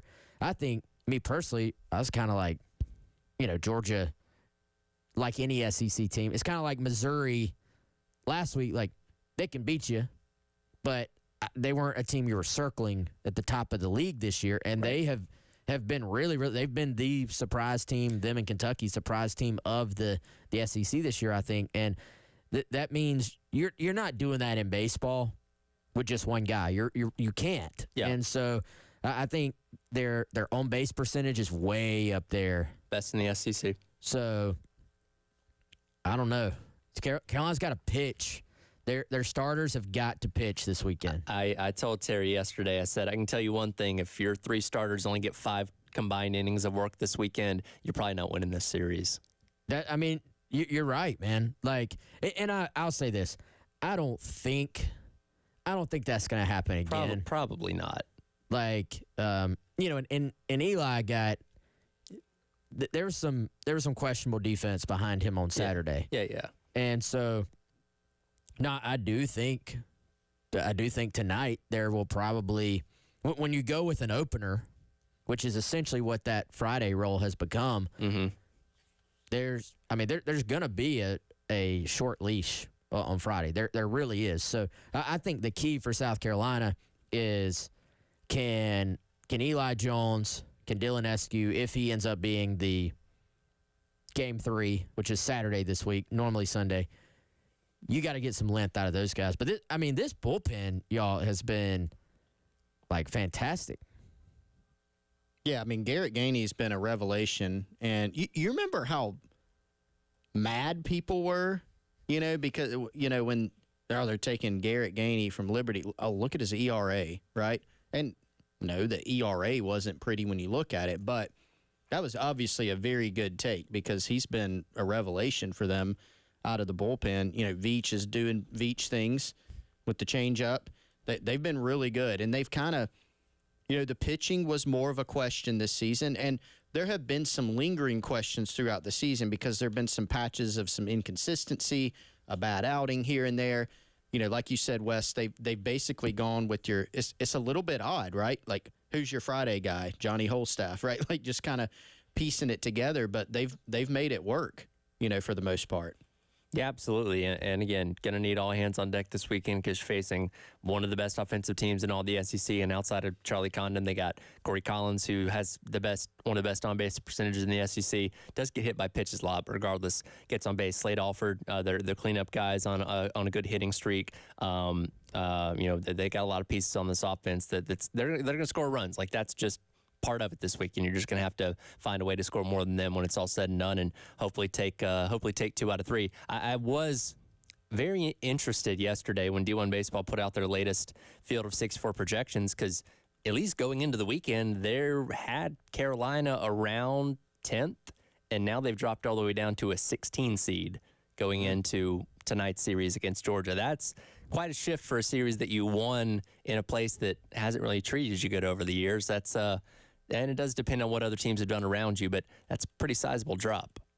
Yeah, and that there are some people pretty ticked off about that. And I will say this though, I don't agree with dropping them that far. If you win a road SEC series, for one, I don't care who it's against.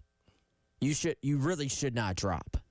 And that said, I remember not that long ago when D1 Baseball had South Carolina in the top 25, in the top 20, and I don't want to say everybody, some Gamecock fans themselves were saying D1 Baseball is wrong. We're not that good. Mm-hmm. So I have a hard time pointing the finger at D1 Baseball and being like, you guys are anti-South Carolina. These guys honestly do as good a job as anybody in the country at promoting college baseball. And I don't even know if there's competition at this point. Like, Baseball America used to be kind of the biggest national brand for college. D1 Baseball and the guys there are the biggest baseball brand collegiately. And looking at these projections for the upcoming tournament, like, they're kind of the standard that everybody looks at, saying, okay, D1 says you're here. That's usually where you're going to end up being, at least very close to it. And you and I were talking about this yesterday because I mentioned they do their little SEC vibe check coming away from the weekend, and they dropped South Carolina to 5-7 after winning at Missouri because they said they did not look impressive doing it because Saturday got away from them, had to, put that comeback in the last couple of innings on Sunday. And, I kind of passed that off like, oh, that's not that big of a deal. But apparently it is, you drop theoretically 6 spots in your projected, postseason standings, where now you go from looking at Georgia and Tennessee and saying, okay, maybe you have a shot at maybe getting into that top 8 if you can maybe go 3-3 over the next 2 weeks, and now just saying, okay, well, you just got to make sure you stay in that top 16 now. Yeah, I mean, again, I get being frustrated if you're a fan, but again, these guys, to me, these guys have been pretty darn fair all season long, and where they've had South Carolina, and it was a little bit weird to see them drop back the way they did, but if you take 2 of 3 from Georgia this week, to me, there's a pretty good chance. I mean, Georgia actually is ahead of you now on these at 14 national seed. So at the very least, if you beat Georgia 2 out of 3 this week, you're going to take their spot, I would think. Right. And maybe more. And then I actually, guys, I think if South Carolina, this is a big if because going to Tennessee on the road, that's, we're getting ahead of ourselves. But I still think everything is there to play for if you're South Carolina. Like, there's going to be plenty of upward mobility even within that kind of 9 to 16 and then even potentially sliding into the 8. If you finish the year looking back and say, well, they beat Kentucky 2 out of 3, then on the road at Missouri, then Georgia, then Tennessee, the vibe, tell me what the vibe checks are now. Like, the vibe is very, very positive, very strong. So I wouldn't be worried too much about this whatsoever if I'm a South Carolina fan. If anybody's been good to you this year, it's the people at D1 Baseball. That's true. And it's South Carolina's one of, I feel like, several teams in this loaded SEC where you just look at them and you're like, how good are they? Because, I mean, if you just for entertainment, if you just go up and down any team's schedule, it can be Florida, who is currently 10-14 in conference, 25-23 overall, but they have some big wins this season. You go up and down Vanderbilt's schedule. Vanderbilt is not what they typically are.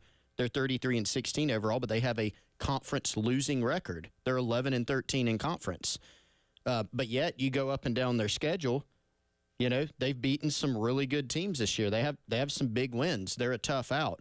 South Carolina, I feel like similar, where you look and you say, they dropped that game or that series. Now, they've played out of all these teams probably, maybe arguably the toughest schedule, but then they'll pick up huge wins. And so I think it's really difficult to get a handle on just how good they can be. It's baseball. It's about putting together a good squad and kind of heating up at the exact right time. We saw it with, the best example is Ole Miss, a couple years ago, where they absolutely scuffled going into the tournament. They had a losing conference record. They won the College World Series. So it's about just staying in position, staying in range, and having a good enough team to go get hot and get on a run. And there's a whole bunch of teams, I feel like, in the SEC that could really fall into that bucket at the end of the day. Looking at this RPI right now, if you look at South Carolina's schedule, then look at the RPI here. Texas A&M, Kentucky, Arkansas, Clemson, Georgia, North Carolina is the top 6. You've played almost all those teams. Next week you'll play Tennessee, who is 8. Even if you get into some of the teams that at the time we weren't even talking up as being like national type teams, Mississippi State is 19, Alabama 13. Vandy and Florida 22 and 23, even with their sort of quote unquote down years. It's crazy. So I think you got to just wait and see what the thing looks like at the very end of all this. I'm not too worried about what D1 Baseball says right now. However, jockeying for position within the conference, if this committee gets to a point where they say, we don't want to have more than X number of SEC teams doing X, whether that is national seed or whether that is top 16, you need as many head-to-head wins over those particular teams as possible. That's why this weekend is so important. And is it right for them to look at that way, saying, oh, well, we don't need to have more than X amount of teams per conference doing this? No, it's not. But that is a way that does get brought up, so you have to factor that in, and we'll certainly see what happens coming away from this weekend. We'll have more baseball conversations. Stuart Lake going to join us at the bottom of the hour to give us his thoughts on Georgia coming up. Again, first pitch tonight, 8 o'clock for a 7:45 pregame, all right here on The Game. We'll jump back in the football conversation. We talked about Lenore Sellers at the end of that last hour. A couple of folks from On 3 lofting some high praise on Lenore Sellers heading in to his redshirt freshman season here at South Carolina. We'll hear from them coming up next. It is the Gamecock Central Takeover Hour presented by Firehouse Subs here on The Game. From the Midlands to the PD to the beach. The Game Network. Oh, bleep! Mother's Day is coming up this weekend. If you're not prepared, no worries. 107.5 The Game has your chance at winning a getaway for the mom in your life. You can win a one-night stay at Atlanta Evergreen Lakeside Resort and a family 4-pack of tickets to Stone Mountain Park. To go in the running to win, make sure you follow our page. Share this post. Tag someone else who probably forgot about Mother's Day in the comments.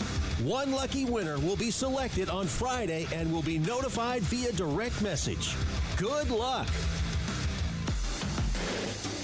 107.5 The Game. Broadcasting live from the Herndon Chevrolet Studios. Save $20K on new Silverados. Stop by or shop online today and see why Herndon Chevrolet makes you smile. Together, let's drive.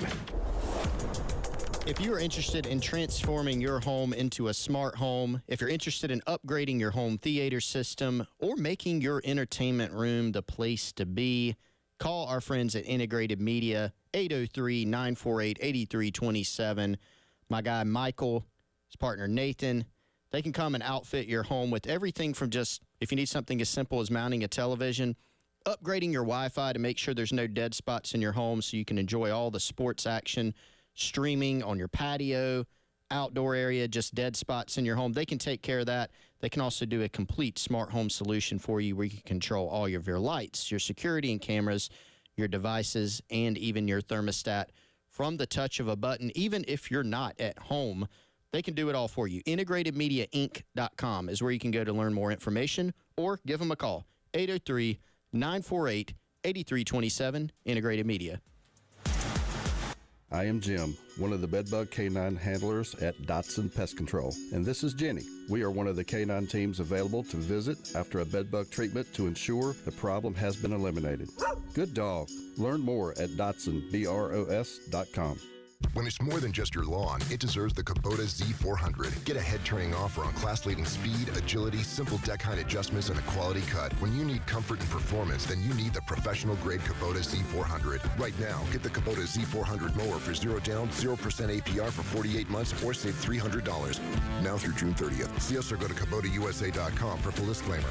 Stop by Pioneer Farm Equipment in Orangeburg, 1 mile off of I-26 exit 154B, or at PioneerFarmSC.com. Hey, this is Jen Jensen for CHW Cabinetry. My family is using CHW Cabinetry, and they are fantastic to work with. They make sure you're satisfied with every step of the process. Not only do their photorealistic renderings show exactly what your new space will look like, their job site guarantees everyone is on the same page, literally. Experience the CHW difference for yourself. Go to chwcabinetry.com to see more, or call them at 803-520-6837, and be sure to tell them Jen Jensen sent you. CHW Cabinetry, passion from inspiration to installation. Hey guys, Jay Phillips for the Men's Clinic. Not feeling like yourself as you get a little older? You're wondering why? Don't wait for it to change or go away. Instead, see Dr. Dan Bognight and his team at the Men's Clinic. You'll have a one-on-one consultation that will get to the root of the issue and get you back to feeling like you used to. There's no such thing as a one-size-fits-all treatment at the Men's Clinic. Get a free consultation. Schedule one at 803-875-MENS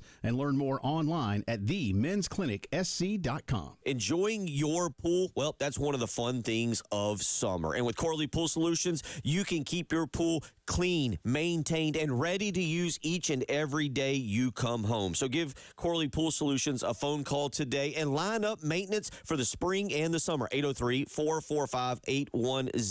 That's how you can get in touch with Corley Pool Solutions and the pool guru, Tracy Corley. That's right. Again, your pool is their reputation, and you can get flat rate pricing, including all of the chemicals. It's more affordable for you to call Tracy Corley and Corley Pool Solutions today, 803-445-8109, than for you to try and maintain your pool on your own. So go ahead. Again, Tracy is the pool guru. They want to take care of your pool this summer. They want you to enjoy your backyard luxury. So call Corley Pool Solutions today, 803-445-8109. Don't let another day go by. Line up pool maintenance today with Corley Pool Solutions. Sponsored by Progressive Insurance. Progressive can help you protect your home, auto, boat, motorcycle, ATV, RV, and more. And if something wasn't mentioned that you had in mind, find out if it can be covered at Progressive.com or 1-800-PROGRESSIVE, because it probably can be.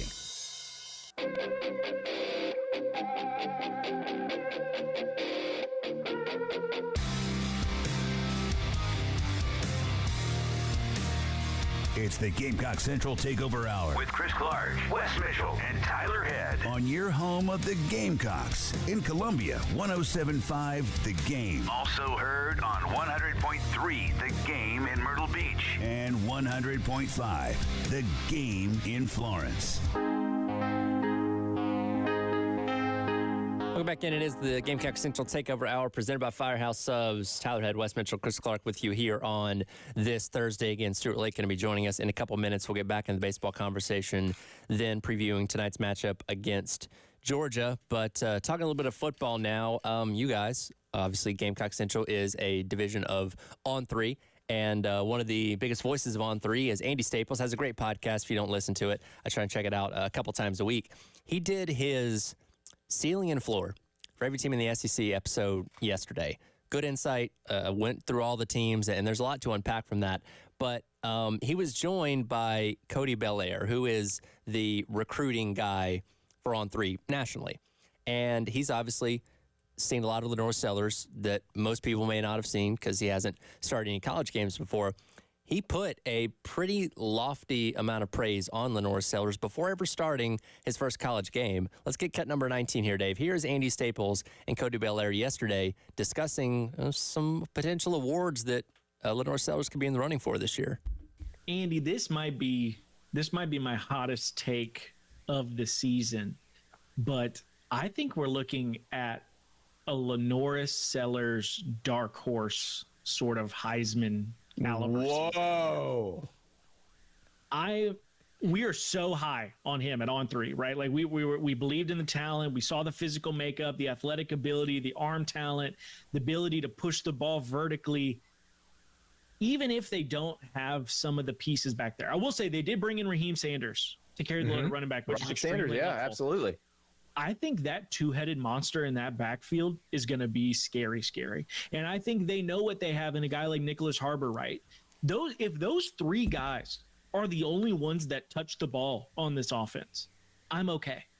Because I believe that Lenore Sellers is going to be so much of a game changer. They were raving about him even before he took a snap of spring. This is somebody that they were saying, oh my gosh, this kid though with the rec specs is an absolute dude back here.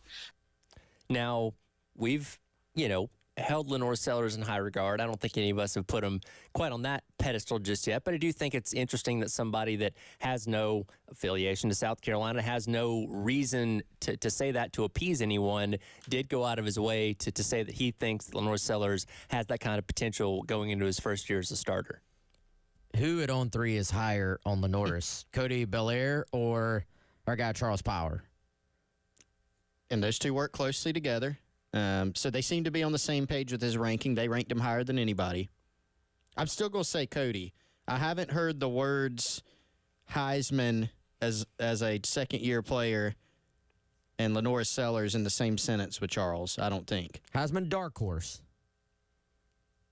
Still a big sentence. Just being in any kind of consideration. That's right. For that award is lofty praise. Yeah, and I do think, and people may not know who Cody is here, but he's very good with rankings, much like Charles. He actually used to be in some personnel departments, I believe, from what Charles has told us, and it does have a little bit more weight, I feel like, when like if Chris or I say that, it's like, okay, they're just being You're a homer. They're just being homers. Sure. Just being homers, which is fine, but it doesn't carry as much weight. I do think for him to say that it says something about the outside of this. We always talk about the Gamecock bubble. Outside of the Gamecock bubble, this is a thought. It is a hot take, but it is a thought on Lenore's potential, I think. And, yeah, we've talked about that too. What does it look like with him and Rocket in a backfield together? Yeah, it's a very interesting thought. I mean, I'll go back to when Lenore signed with South Carolina. If you saw this guy play in high school, and if you talk to high school coaches who play against him, a decent comparison for this, and I want to see, Wes, if you agree with this. You remember how people talked about Deebo Samuel in high school? Like, he wasn't a big-time recruit, but we talked to some high school coaches, and they were like, that dude is the absolute truth. He is going to be a monster. And, it took him a minute at South Carolina, ended up being a great player. Then you see what he's doing in the NFL. And the Lenore's thing kind of reminds me of that, where everybody who played against Sellers just raves about him. And, it's hard not to get excited about his potential. You always have to carry in the back of your mind, okay, he's a second-year player. He's never started. There's some questions around him. But he just has every single thing that you look for in a quarterback that you can – it's not difficult to envision in the future him being like a first-round pick type of talent just because of his immense physical skill set, and he's got everything upstairs too.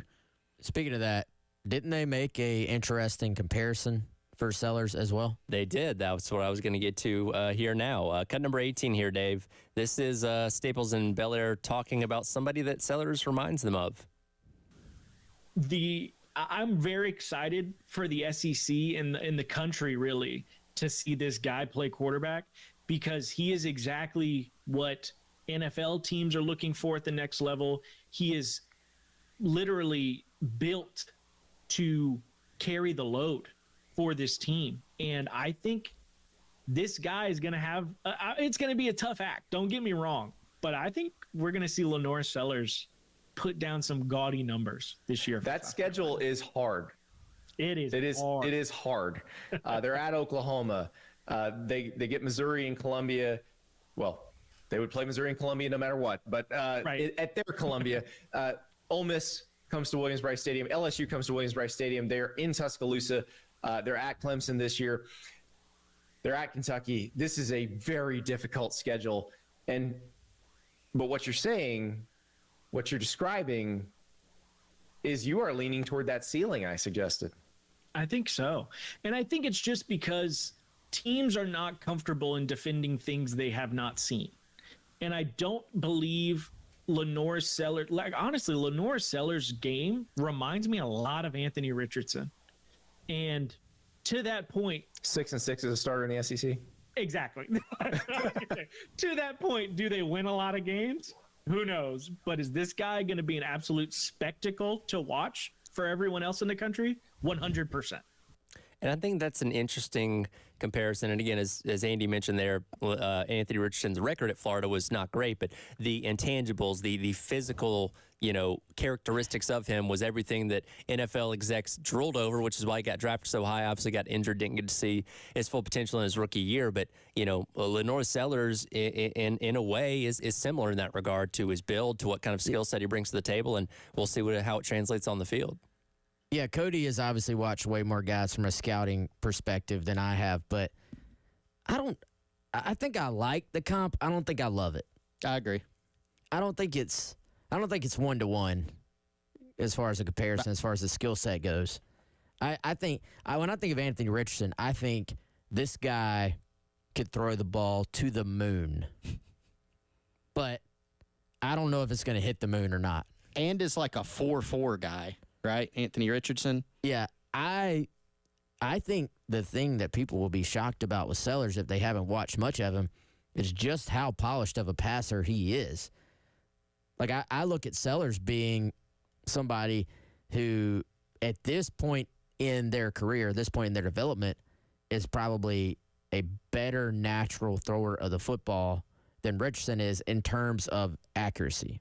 Yeah, and another one that people have brought up in the past is, especially because of the Rocket Sanders connection, like him being on the team now and coming from Arkansas, KJ Jefferson, like a more polished, better passing KJ Jefferson.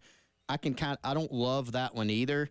I think he's more polished than KJ. He's probably, this is going to sound weird. I mean, KJ Jefferson as a runner is an absolute load. I feel like Lenore's is probably more slippery as a runner, more elusive. Maybe not as powerful, which is not a negative, just because KJ Jefferson's just a monster. Like, it's almost impossible to bring down one-on-one. So that what you don't want, though, if you're South Carolina this year, to zoom out and go to a team standpoint, Anthony Richardson 6-6 in the SEC. You go back and look at Arkansas that year that they beat South Carolina, and the Gamecocks went to Arkansas. Arkansas finished 7-6 that year with Rocket and with KJ Jefferson in an offense that you kind of think South Carolina will run some of those concepts. You're going to obviously, and they play a tough schedule like Arkansas did that year, you're going to have to have a better football team in general as well.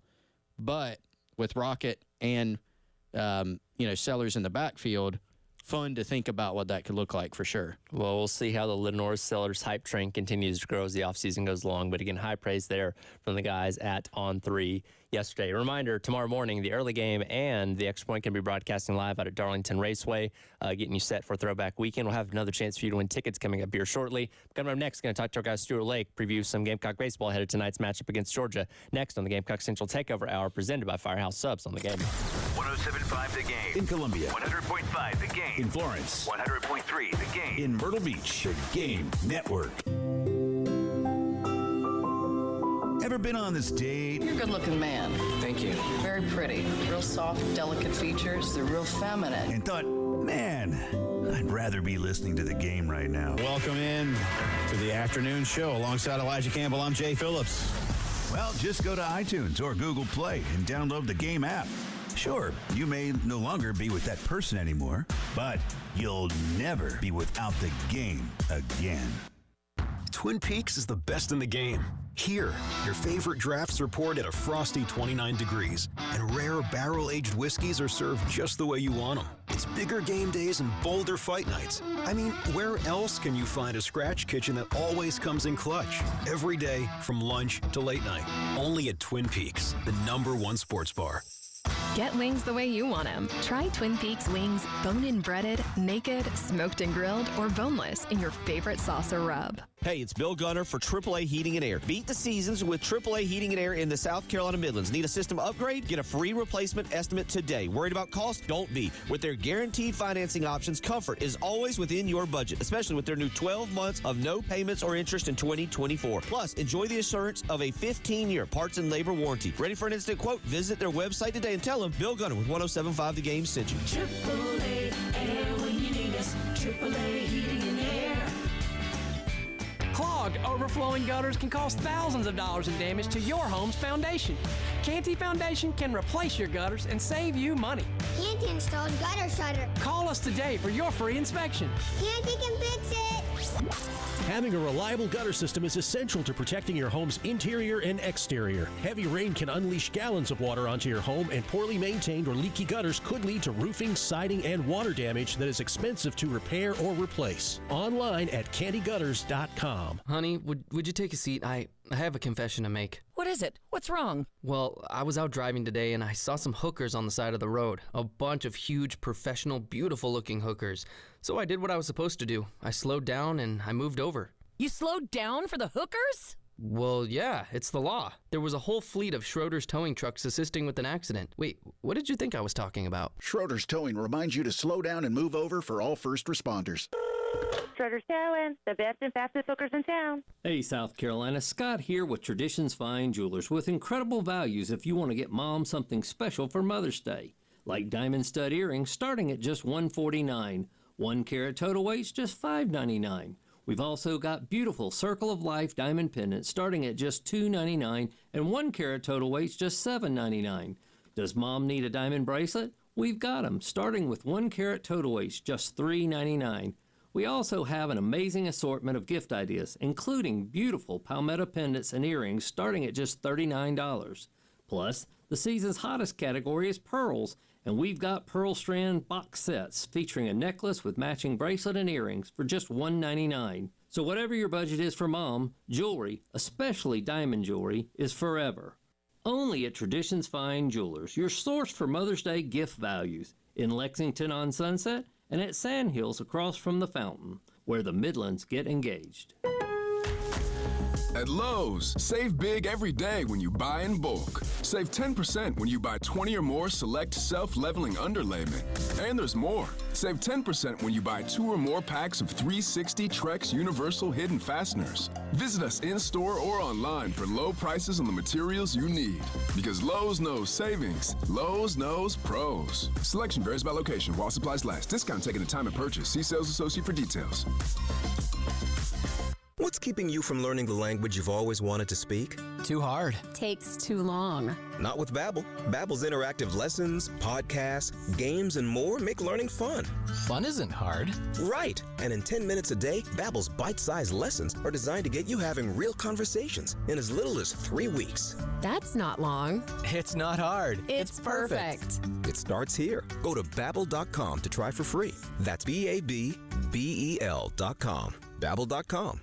Sponsored by Progressive Insurance. Progressive makes bundling easy and affordable. Get a multi-policy discount by combining your motorcycle, RV, boat, ATV, and more. All your protection in one place. Bundle and save at Progressive.com.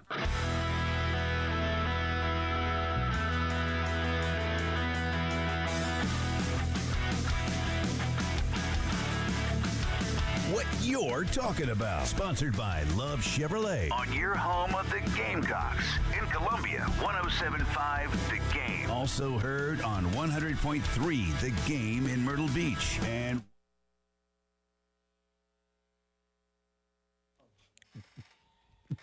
welcome back in Gamecock Central Takeover Hour, presented by Firehouse Subs. Tyler Head, West Mitchell, Chris Clark, along with you on this Thursday morning. Time to talk some Gamecock baseball with our guy Stuart Lake from the Gamecock Radio Network. Believe this rain's going to be able to clear out later on this afternoon. Should be good to go for first pitch coming up tonight at 8 o'clock between the Gamecocks and the Bulldogs. And Stuart, first of all, thanks so much for taking your time for us once again this morning. When you look at this Georgia team, all eyes immediately point to Charlie Condon. I mean, an amazing player, going to be drafted, if not first overall, very high in the draft here coming up in a couple months. In your scouting of this team, I mean, does he remind you of anyone in the past, or is he just his own unique animal of a player? Well, in 2002, we had a guy, Uron Peters, that had 29 home runs, and I think Uron ended up with right at 90 RBIs. But, Charlie's passed all those numbers. It seems like he's going to pass them all before it's over. So very unique to our league to see someone be this dominant in it. Stuart, I appreciate you doing this as always, man. Before we kind of dive completely into Georgia, I wanted to go back to this Missouri series real quick. First of all, I listened in game one. How was your experience doing the game from the stands, man? Well, game one was more fun than game 2 and 3 because what we found in game 2 and 3, the wind was so loud that when we went out, as y'all know, the microphones and different stuff. But I'll be honest with you, I am shocked. And I've known going in there as a coach how inadequate Missouri's facilities were. It's amazing to me that they consider themselves an SEC team with what they have for the media and different things. Derek's still picking on me. I'm like, I can't believe in this league. Y'all know how I feel about the SEC. Yeah. And you know how I feel about SEC baseball. And for them to just kind of, I guess, check the boxes and get by with it, I was very happy to get out of there and to get out of there with a series win. I can put it that way. Yeah, and I think to that same point, I mean, and I heard y'all talking about just even the pitchers having to kind of deal with pushing off of a turf mound. And even, I mean, watching it on the stream, like the mound just looked like it had 3 different things going on there or something. I don't know. But I think if this team goes where everybody hopes they will, I just felt like we're going to look back on that Sunday, finding a way when everything just kind of didn't go well for the first 6 or so innings, for South Carolina to find a way in a place that just has not been kind to them. How special do you think that win could end up being, even though it was, like you can say it's just Missouri, but that's not easy to do. No, and we all sit on here and say you get 30 games. So we try not to say 3 of Missouri or 3 of Arkansas, but I'm with you. I do feel if you're hosting a regional and then moving on from there, you can circle that Sunday win because – if we had lost that series, that would have been used against you in every committee meeting on the way out, unless you just do something phenomenal against Georgia and Tennessee, which is going to be hard for anybody. So I thought to come back 4-1 game, rainy. I knew they had their weather. Well, their radar guy, he was waiting on something, and he got us there for about a couple innings. But I just think that was a huge win, and I think that'll be the one you circle if you're hosting a regional here, which I feel we can in a few weeks. Coach, Chris Clark here. I have a kind of something I wanted to run by you that we were talking about earlier in the program here, and that is it seems like with how tough the SEC is this year, and you could probably say this a bunch of seasons in the past, but I feel like it's even more extreme this year. It seems like South Carolina and, Georgia and Vandy and Florida, even some programs like Vandy and Florida that are having down years by their standards, are still really, really good. Do you have a hard time looking around the landscape of the SEC and figuring out, okay, who's the best team? How good is this team? Can this team make it to Omaha? It just seems like there's a lot of parity, maybe even more so than usual this year. Well, I agree, and Coach Tanner and I talk a lot about it, and I was telling him, I feel the key is who gets to play at home, regional, super regional. I really think that's going to be the only divider because we have played the best teams. We played Arkansas, A&M, Kentucky, going to play Tennessee here in 2 weeks. I think Georgia's in the top 6. You know, really the only team that's probably going to host that we won't play is Mississippi State. I mean, of all the other teams that are probably going to host, we've played, and I just think the really thing that's going to be the deciding factor is can you play at home, regional and super regional? Because otherwise, there's just a very thin line. I mean, Arkansas pitching, obviously. I thought A&M hitting, but we've matched up with all those teams well. Coach Wes Johnson, his first year out there at Georgia, he, of course, has a long history as a pitching coach, and you kind of see that resonating with this team as their pitching has improved dramatically over these past couple of weeks, winning 11 out of their last 15 games. Leighton Finley got SEC Pitcher of the Week for his performance against Vanderbilt this past weekend. What's going to be the key for Gamecock hitters at the plate this weekend to try and keep up with this high-powered Georgia offense? Well, you get to go left tonight, right tomorrow, and then the TBA. So I really think it's trying not to do too much. I know that seems just very cliche, but when I look at the numbers, it's staggering how similar we are with Georgia. And I've joked all week, Charlie Conlon should just walk. Just start walking him inning one and let him be frustrated to not be a part of it. But I think offensively, though, we got to keep doing what we're doing. We've been stealing bases. We've been sacrifice bunting. We've been doing a lot of small things that have helped us win. In that same vein there, Coach, isn't it funny how in baseball, and it goes both ways, a guy maybe makes an error and that can be contagious, but then when a lineup, it's like you can almost feel it when you're watching it. A lineup kind of starts to click and it just starts to rub off on everybody else. It feels like, Coach Kingston's kind of tweaked this lineup throughout the year, but you've started to kind of see, all right, this is the group that's probably going to run out there in postseason play, maybe with a little tweak here or there. What has it been, you think, these last few weeks where it's just all started to click into place? Well, it kind of fell together, and it wasn't on purpose. It was when Will Tippett, as we all remember, got hurt. So then you had to make that move to get Lee Crow at short. Then Brinling, to me, has just been the key to this whole thing. I mean, he is a true leadoff guy. And then you got, different guys that he changes the lineup. Like every game I have to see where guys are batting. So it hadn't been maybe just a consistent, this guy hits here. Obviously, Cole and Ethan kind of hit the same place. But I just think they're feeding off each other. And these guys are older guys.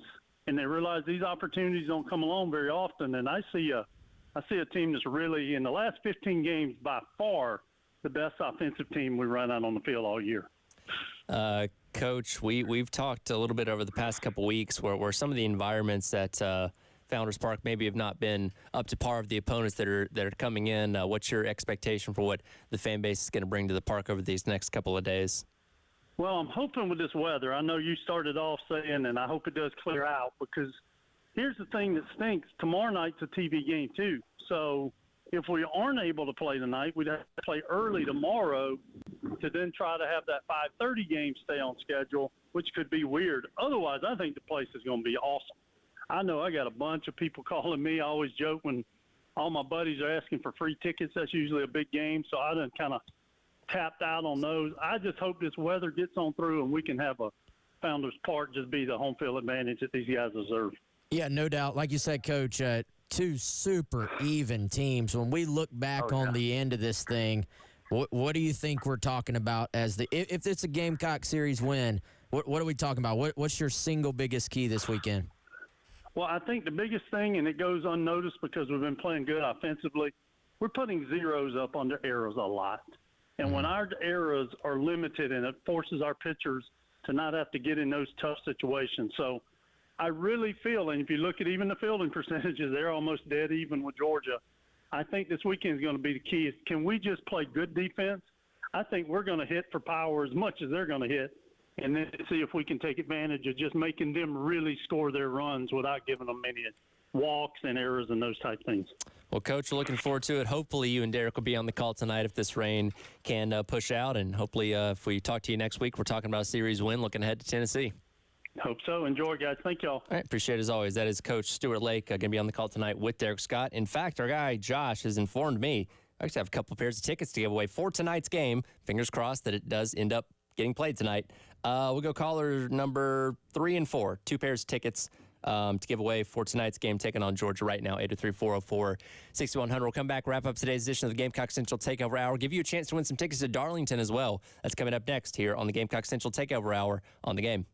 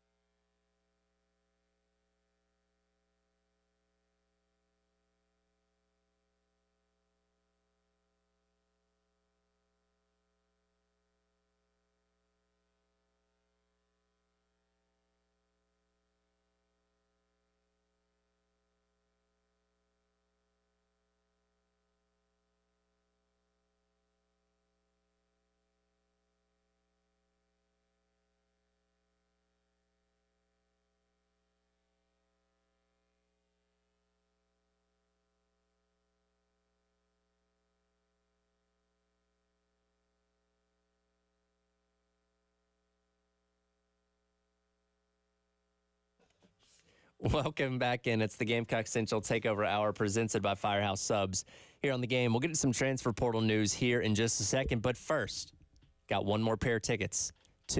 Chris, you have something? Nope, just saying first. Okay, but first. Just making a symbol. Have one more pair of tickets to Sunday's Goodyear 400 out at the Darlington Raceway. Dave, hit that sounder. Time to give away some tickets to the Goodyear 400 at Darlington. Rick Hendrick wins 296. William Byron wins the Goodyear 400. Here is some NASCAR trivia on the game. First person to get the question right wins.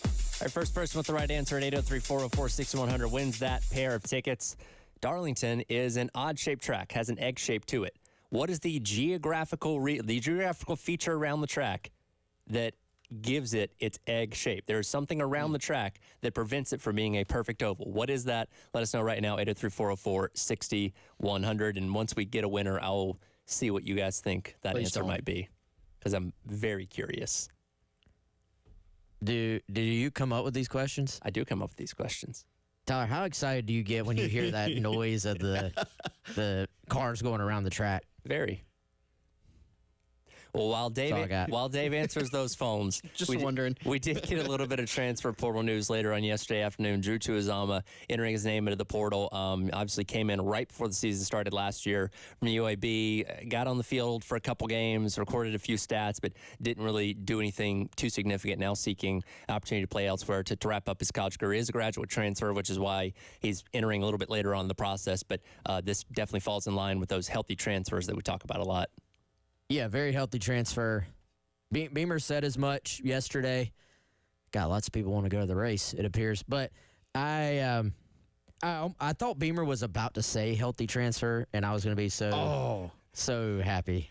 Known Gamecock Central subscriber, Shane Beamer. Yeah, I was going to be so happy. But it is. I mean, you look at the guys, and Tuazama had kind of bounced back and forth. He played inside, he played outside, defensive tackle, sort of edge room. And you look at what they've added at both of those spots and how they've continued to make progress at both of those spots as well. It was going to be tough, and this is, I believe, got to finally be his final year of eligibility. It was going to be tough, I think, for him to play a ton this year. So we'll see where he ends up.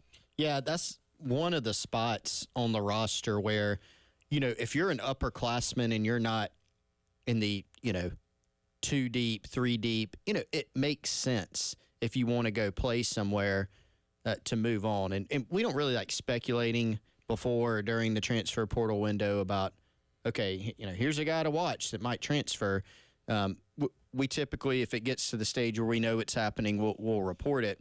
But he was one, and I think, like when Sidney Fugar transferred, wasn't a big surprise, even though we'd heard some rumblings.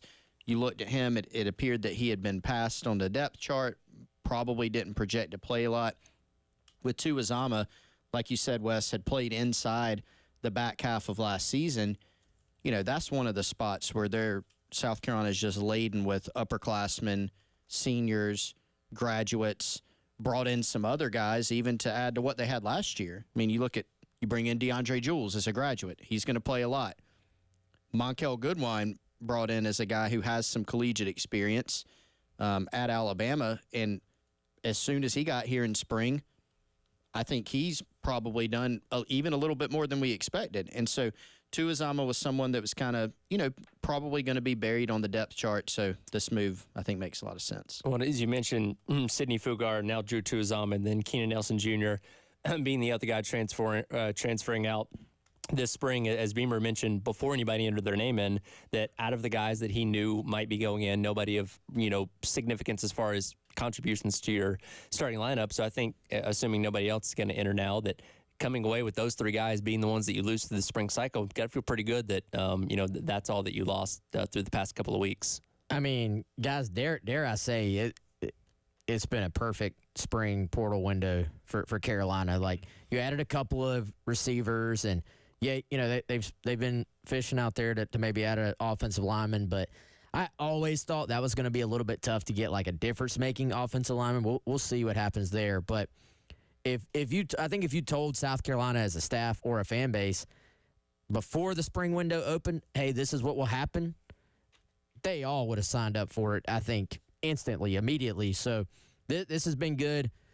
Portal window is always an interesting time. I still go back. I think the fact that you can't have an SEC to SEC transfer right now and play right away has done a huge job sort of tamping down on potential transfers. Real quick, what is your answer for the geographical feature that gives Darlington its egg shape? There's a mountain in the way. There is not a mountain in the way. Chris?